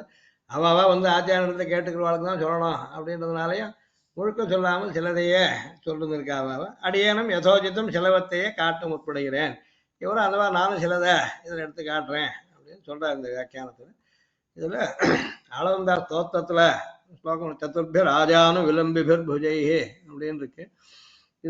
இதுக்கு சுவாமி தேசிகன் வியாக்கியானம் பண்றத दृश्यते च नृसिंह कृष्णादि एकैकरूपेषेव द्विभुजत्व चतुर्भुजत्व वर्णभेदादि अवान्तर वैषम्यम என்று அருளினார். ஆளவந்தார் சொல்றச்ச 4 புஜங்கள் கொண்டவர் சதுர்புஜன்னு பெருமாளுக்கு பேர் உண்டு. சதுர்பே ஆஜானு விளம்பிபிர் புஜையே அப்படின்னு ஸ்தோத்திரம் பண்ணிட்டார். அதுல வெவ்வேறு அவதாரங்கள்ல இது எப்படி நம்மளால பார்க்க முடியும்? மச்சாவதாரத்தில் கூர்மாவதாரத்தான் சதுர்புஜன் எப்படி தெரியாது நமக்கு? அதுலேயே ராமாவதாரத்தெல்லாம் 2 கையோடு தானே பெருமாள் இருந்தார், 4 கை இருந்துன்னு எப்படி சொல்றது? கிருஷ்ணாவதாரத்தில் சிலருக்கு 2 கையா சிலருக்கு 4 கையா பல வகையில சேவை கொடுத்தார். அதுக்காக சொல்றார் அங்க சுவாமி வியாக்கியானம் பண்றச்ச சுவாமி தேசிகனே இதுக்கு அளவுந்தா ஸ்தோத்திர வியாக்கியானத்துல நிருசிம்ம கிருஷ்ணாதி ஏகைக்க ரூபேஷ்வேவ நிருசிம்ம அவதாரம் ஒரு தடவை பண்றதையே அதே மாதிரி கிருஷ்ணனா ஒரு தடவை அவதரிச்ச போது திபுஜத்துவ சதுர்புஜத்துவம் வர்ணபேதாதி அவாந்தர வைஷமியம் என்று அருளினார். ஒரே அவதாரத்திலேயே ஒவ்வொருத்தருக்கும் ஒரு ஒரு மாதிரி 4 தோள்களா ராமனை சேவிச்சுவா இருக்கா அப்படின்னு பொய்யாழ்வார் சொல்றதே கதிராயிரம் இரவி கலந்திருத்தால் ஒத்த நிகழ்முடியன் எதிரில் பெருமை ராமனை இருக்குமிடம் நாடுதிரேல். ராமன் எங்க இருக்கான்னு தேடணுமா இருந்தா ஹிரண்யனை கொண்ட நிசுமனை சேவிச்சா போறோம். அதிரும் கடற்பொருத்தோள் இரணையன் ஆகம் பிளந்து அரியாய் உதிரமடைந்த கையோடு இருந்தானே உள்ளவா கண்டார் உலர் அப்படின்னு இந்த மாதிரி வெவ்வேறு அவதாரங்களை ஒவ்வொருத்தருக்கும் ஒரு வகையா பெருமாள் தேவை கொடுத்துருக்கேன். அதனால ஸ்ரீ நிசும்மன் ஸ்ரீ கிருஷ்ணன் முதலான அவதார காலத்து திருமேனிகள் ஒவ்வொன்றிலும் 2 திருக்கைகள் 4 திருக்கைகள் ஒளிரும் அக்னியை போன்று சிவந்த மேனி, சூரியனை போன்று மிக மிக வெண்மையான மேனி, சந்திரனை போன்று சாந்தமான குளிர்ந்த மேனி, காரொளி வண்ணனானவை, நீருண்ட மேகம் கருத்த மேகத்தை போன்ற ரூபம், மின்னலுடன் கூடிய முகிலுருவம், ஆழியை போன்ற வர்ணம் சமுத்திரத்தை போன்ற ரூபம், இப்படியெல்லாம் பலவித வேறுபாடுகள் காணப்படுகின்றன அப்படின்னு சுவாமியுடைய ஸ்லோகத்துக்கு அர்த்தம். அதே மாதிரி கோராம் சாந்தாஞ்ச ரூபம் அப்படின்னு இந்த சுதர்சன சதகம்னு ஒன்று கூரநாராயண பட்டாச்சாரிய கூரநாராயண ஜீயர்னு ஒருத்தர் பண்ணது. 100 ஸ்லோகம் சுதர்சனை பற்றி. அதுலேயும் அதாவது அக்னிக்கே 2 ரூபம் 2 தனுவடுங்க. தசைத்தே தனுவும் கோரான்யா சிவான்யான்னு சொல்லிருக்கு. பயங்கரமான ரூபம் ஒன்று, ரொம்ப சௌமியமான ரூபம் ஒன்று. இது 2ம் சுதர்சனத்தில் உண்டு. சுதர்சனத்துக்கத்தில் அவரும் சொல்லிருக்க. சுதர்சனம் நிசம்பரம் சேர்ந்து இருப்பா எப்பவும். சும்மா அவதாரத்தில் சுதர்சனம் பார்க்கும்போது ஒரு பக்கம் நிசுமன் ஒரு பக்கம் சுதர்சனா இருப்பேன். சுதர்சனா நாரசிம்மம் அப்படின்னு இருப்பேன். சுதர்சனுக்கும் எப்படி சொல்லிருக்கிறதாலும் நிசுமனுக்கும் அது இருக்கு அப்படின்னு. இப்படி சரணாகதி கத்திய பாஷ்யத்தில் ஆச்சாரிய யதா நரசிம்ம ரூபே சப்த சப்தத்தில் பேதாக என்று அருளினார். சரணாகதி கத்தியம் பாஷிகார் பண்ணது. அதுக்கு சுவாமி வியாக்கியானம் பண்ணிருக்காரு தேசிகன். அதுல நிசும்ம ரூபத்துல 77 வகை உண்டு அப்படின்னு சுவாமி எழுதிட்டுருக்காரு இடத்துல. அதுல நிசுமாரின் அர்ச்சாவதார திருமேனிகளில் 77 உள்பிரிவுகள் உண்டு என்று காட்டி அருள்கிறார் ஆச்சாரியர். இவர் போய் சிவசங்கத்தை சில பேரை கேட்டேன் அப்படின்றார். சிற்பிகளை போய் கேட்டார் எங்கெங்க என்னென்ன மாதிரி ரூபத்துல பெருமாள் ரூபம் இருக்கு நிசும்மன். அப்ப அவ சிற்பிகள் 24 ரூபங்கள் உண்டு எங்களுக்கு தெரிஞ்சு. ஆனா மகான் இப்படி எழுதியிருப்பதால் அது அப்படியே இருக்கக்கூடும். சில்பசாஸ்திர நூல்களை பார்க்க வேண்டும். அந்த ஸ்லோகமா நான் அதையும் பார்க்கலாம். ஸ்லோகத்தையும் நான் பூர்த்தியா நோட் பண்ணிக்கலைங்க, பக்கத்து போட்டுக்கலாம். ஸ்ரீவாணி வாங் மிருடான்யோ விதததி பஜனம் சக்தயோ யஸ்ய தீக்ஷு பிராஹ வியூஹம் யதாத்யம் பிரதமபி குணம் பாரதி பாஞ்சராத்திரி கோராம் சாந்தாஞ்ச மூர்த்திம் பிரசயதி புருஷ பிராக்தன பிரார்த்தனாமி பக்தானாம் யஸ்ய மத்தியே திசத்து ததனகாம் அக்ஷமத்தியக்ஷதான்னஹ அக்ஷதாம் வஹ அக்ஷமதி அக்ஷதாம். அதனால அவருடைய ஒவ்வொரு வர்ணிக்கிறார் சுதர்சனுடையது. அதுல அக்ஷத்தை வர்ணிக்கிற இடத்துல இந்த ஸ்லோகம் சொல்லிருக்கு அப்படின்னு இருக்கு. அந்த ஒரு கொஞ்சம் தான் எடுத்தால் அது பூர்த்தி ஸ்லோகம். அதையும் சேர்த்து விடலாம், சைட்ல அப்புறம் சேர்த்து விடலாம். அது சேர்த்தா பார்த்துக்கலாம். அதாவது கோராம் சாந்தான்டான்னு மட்டும் சொன்னார், முழுக்கவும் எங்கே பூர்த்தி இருக்குன்னு தெரிஞ்சுக்கலாம். இந்த மாதிரி பூர்வாச்சாரியால் பலர் பல வகையா கொண்டாடி இருந்திருக்கா. அதனால வெவ்வேறு வகையான ரூபங்கள் பெருமாளுக்கு உண்டு அப்படின்னு இருக்கார். இதுல இன்னும் சில மாதிரி காட்டுற அந்த வைச்சித்திரையும் அங்கீகூர் மகான் அந்தந்த திருமேனிகளின் பிரதிஷ்டா அர்ச்சனாதிகளை கூற வந்த அவ சிற்பிகள் சொல்றது சுவாமி எழுதியிருக்கிறதுனால வேற சில சில்பசாஸ்திர நூல்களை பார்க்க வேண்டும் அப்படின்னு சிற்பிகள் சொன்னா அப்படின்ற. சுவாமியே சில்பார்த்த சாரம்னு ஒரு கந்தம் எழுதியிருந்தார். இப்ப கிடைக்கல அப்படின்னு சொல்றோம். சுவாமி தேசிகனே சில்பசாஸ்திரத்தை பத்தியும் ஒரு கந்தம் எழுதியிருந்தார். தானே தன்னுடைய மூர்த்தியை இப்ப திருவேந்திபுரத்துல சுவாமி தேசிகன் அவரே பண்ண மூர்த்தி. அந்த மாதிரி அவருக்கே அந்த சிலையை வடிக்கிற ஞானம் கூட இருந்திருக்கு. அந்த சாஸ்திரம் சர்வதந்திர சுதந்திரா இருந்ததுனால் அதே மாதிரி ஸ்ரீ நிருசிம்ம உபாசகர்களை கேட்டதற்கும் இதே பதில் வந்தது. உபாசிக்கிறவா கூட வெவ்வேறு வகையில் உபாசிக்கிற 77 ரூபம்னு சுவாமி சொல்லிருக்காருன்னு கேட்டதுக்கு எங்களுக்கு சில தெரியும், பாக்கி சில தேட வேண்டியிருக்கோம் அப்படின்னு சொன்னா. இதை கீதையில கூட அனந்த பாகம் சசி சூரிய நேத்திரம் அப்படின்ற இடத்துல தாத்பரிய சந்திரிகையில சுவாமி யசா சம்ஹிதா பேதேன வாராக நரசிம்ஹாதேக அந்யதா அந்யதா சன்னிவேஷ வர்ண புஜாதி வைச்சித்ரியம் தத்வத் ஸ்ரீ விஸ்வரூப விக்கிரகேபி வச்சன பலாதேவ ததா ததா வைச்சித்ரியம் அங்கீகுர்மஹா என்று ஸ்ரீ சுவாமி தேசிகன் அருளினார். இதில் விஸ்வரூபம் காட்டின போது அர்ஜுனனுக்கு பெருமாள் எத்தனை கைகள் இருந்தது? இவன் கிருஷ்ணனோட முதல்ல பேஷண்ட வார்த்தையெல்லாம் 2 கையோடு இருக்கிறதா பார்த்து வந்திருக்கான்.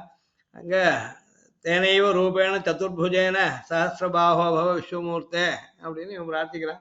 1000 திருக்கைகளா எல்லா இடத்தையும் பெருமாளுடைய திருமையை இருக்கிறதா பார்த்துட்டான் விஸ்வரூபத்தில். எனக்கு அது பார்த்தா பயமா இருக்கு, நீ முதல் மாதிரியே 4 திருக்கைகளோடய சேவை கொடுன்னு சொன்னான் அப்படின்னு. எண்ணிக்கை 4 கையோடு பார்த்தா பெருமாள் 2 கை உள்ளவரா இல்லையான்னு கேட்டு அந்த இடத்துல சுவாமி சாத்திருக்காரு. யார் யாருக்கு எப்படி சேவை கொடுத்தாருன்னு நமக்கு சொல்ல முடியாது. அதனால இதுக்கு அர்த்தம் அந்தந்த திருமேனிகளின் பிரதிஷ்டார்த்தனாதிகளை கூற வந்த சம்ஹிதா பேதங்களின்படி ஸ்ரீ வாராக நாரசிம்ஹாதி திருமேனிகளுக்கு வெவ்வேறு விதமான உருவ அமைப்புகள், நிறம், திருக்கைகளின் எண்ணிக்கை முதலியவைகளை எப்படி ஒப்புக்கொள்கிறோமோ அப்படியே ஸ்ரீ விஸ்வரூப திருமேனிகளிலும் வச்சன பலத்தால் அத்தகைய வேறுபாடுகளை ஒப்புகிறோம். 2 இருந்ததுன்னா 2, 4 இருந்ததுன்னா அது எவ்வளோ ஒன்றா இருந்துருக்கலாம். அதுக்கு மேலே என்ன பண்ற, பல்லவ ராஜாக்கள் காலத்துல குடவரை கோவில்கள் அப்படின்னு சிலதை உண்டாக்கினோம். அதுல ஒண்ணுல நிருசிம்மன் சயன கோலத்திலும் சேவிக்கலாம் என்பார். பெருமாள் படுத்துண்டுக்குமாறு கூட நிருசிம்மன் படுத்துண்டுக்குமாறு கூட ஒரு பல்லவர்களுடைய குடவரை கோவில் இருக்கு அப்படின்னு சொல்றார். அது வெவ்வேறு ரூபத்தில் பெருமாள் இருக்கலாம்.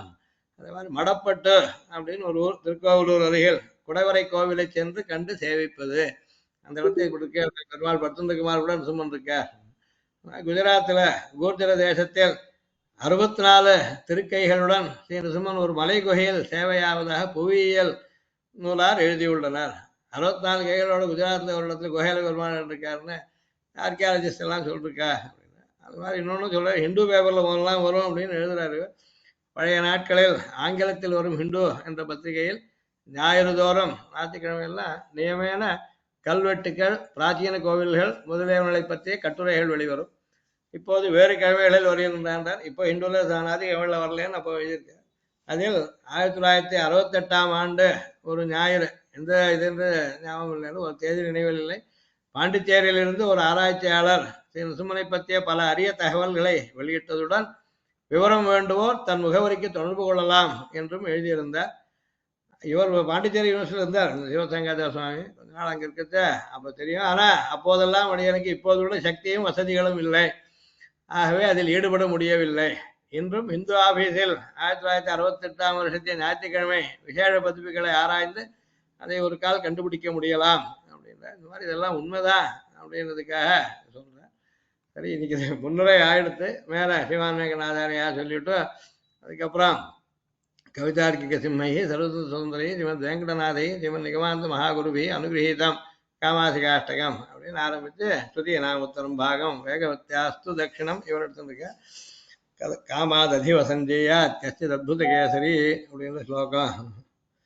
அதான் இப்போ இன்னொன்று சௌகரியம் உண்டு. இந்த மைசூர் கிட்ட இருக்கிற இந்த பெளபலான்ற அந்த கோவிலில் எல்லா பெருமாடு ரூபத்தையும் ஒரே இடத்துல அந்த கோவிலில் இது பண்ணிருக்கா. இப்போ அந்த குருகுலத்தை போய் பார்த்தா சேவிக்கலாம் இந்த பெருமாளை. அப்போ என்ன பண்ணிருக்கா, எல்லா இடத்தையும் இருக்க மாதிரி சிற்பிகளை கொண்டு எல்லா ரூபங்களையும் ஒரே கோவிலில் ஏற்படுத்தி வச்சிருக்கா. ரொம்ப ஆச்சரியமா இருக்கு இப்போ அந்த கோவில். அது அங்கே போய் அதாவது சேவிச்சோம்னா புரியுது. அதுக்கெல்லாம் கூட விவரணம் எழுத போகிறேன், எங்கே எப்படி சொல்லிருக்கு, அதுக்கு என்ன ஸ்லோகங்கள் எல்லாத்தையும் எழுத போகிறேன் மேலே. ஆனால் இப்போ நல்லா அழகாக பெயிண்ட் பண்ணி இது பண்ணி சமீபத்தில் இப்போ கும்பரோஷனம் ஆச்சு அந்த கோவில், நிருசிம்மன் கோவில். அந்த இடத்துல மேலே பிராகாரத்தை சுற்றி எல்லா இடத்துலையும் இந்த ரூபங்கள் எல்லாத்தையும் போட்டு கொடுத்துருக்காங்க. அதனால இந்த மாதிரி சுவாமி சொன்னது உண்மை, அதை நாம் புரிஞ்சுக்கலாம். ஒரு இடத்த பார்த்து மனசில் அந்த மாதிரி தியானித்தால் அந்த பெருமாளுடைய அனுகிரகத்தினால எல்லாருக்கும் எல்லா க்ஷேமமும் தானாக ஏற்படும் அப்படின்னு இது உண்மை அப்படின்றது தெரிஞ்சுக்கலாம். இன்னைக்கு இதோட நிறுத்துறேன். நாளைக்கு மேற்கொண்டு இதை இந்த ஸ்லோகத்துக்கு அர்த்தம் பார்த்துட்டு போவோம். இப்படி மற்ற வியாக்கியானத்தையும் பார்த்துட்டு போகலாம். அதனால ஒவ்வொரு ஸ்லோகத்துக்கும் முதல்ல தான் இவர் முன்னுரை எழுதிக்க, அப்புறம் அந்தந்த ஸ்லோகத்துக்கு ஒவ்வொரு பதவுரை கொடுத்து ஒரு பதத்துக்கும் அர்த்தம் சொல்லி அப்புறம் சில விசேஷங்கள்லாம் எடுத்து காட்டுறேன். அது மாதிரி எல்லா வியாக்கியானத்துக்கும் நாளைக்கும் தொடர்ந்து வாரத்தில் 2 நாள் இப்படி வச்சுக்கணும்னு இருக்கு. பார்ப்போம். இன்னைக்கு இதோட நிறுத்திக்கிறேன். அவன் ஏதாவது ஒன்று நோட் பண்ணி வச்சுக்கோங்க. மெயில் பண்ணலாம், வாட்ஸ்அப்பில் அனுப்பலாம், ஃபோன் பண்ணலாம், இல்லைன்னா அடுத்த வார்த்தை கூட கேட்கலாம். அந்த மாதிரி அவளுக்கு கொஞ்சம் மனசுல புரிஞ்சு ஒரு திருப்தி பண்டிகை அனுபவத்துக்கு ஏற்படும். அடியே நாளைக்கு பண்டிகையாச்சே. சரிதான். அப்ப நாளைக்கு நாளைக்கு சாயங்காலம் நாளைக்கு கார்த்திகை எடுத்து சாயங்காலம் தீபாராதனை பண்ணணும். சரிதான். நாளைக்கு ஒரு நாள் வேண்டாம், அடுத்த சனிக்கிழமை வச்சுப்போம். சாயங்காலம் அஸ்தமன வேளையில தீபாராதனை பண்ணணும்னு விசேஷம் உண்டு கார்த்திகைக்காக. நாளைக்கு அது பண்ணணுன்றதுனால வழக்கேற்றி வைக்கிறதும் வேறு பண்ணணும். அப்போ நாளைக்கு ஒரு நாள் வேண்டாம், அடுத்த சனிக்கிழமை வச்சுக்கலாம். நல்லது. கவிதார்க்கிக சிம்ஹாய கல்யாண குணசாலினே ஸ்ரீமதே வெங்கடேஷாய வேதாந்த குரவே நமஹ. சரி. చెప్తున్నాం స్వామి. ధన్యోస్మి ధన్యోస్మి అడియన్ దాసన్ ధన్యోస్మి అడియన్. ధన్యోస్మి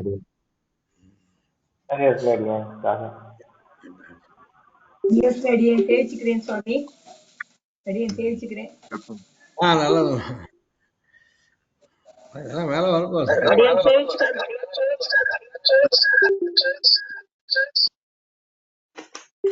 ధన్యోస్మి అడియన్. இவரால திவாகர் தான் அம்பிட்டே பணம் கூட தெரியல, பார்க்கணும். சரிதான்.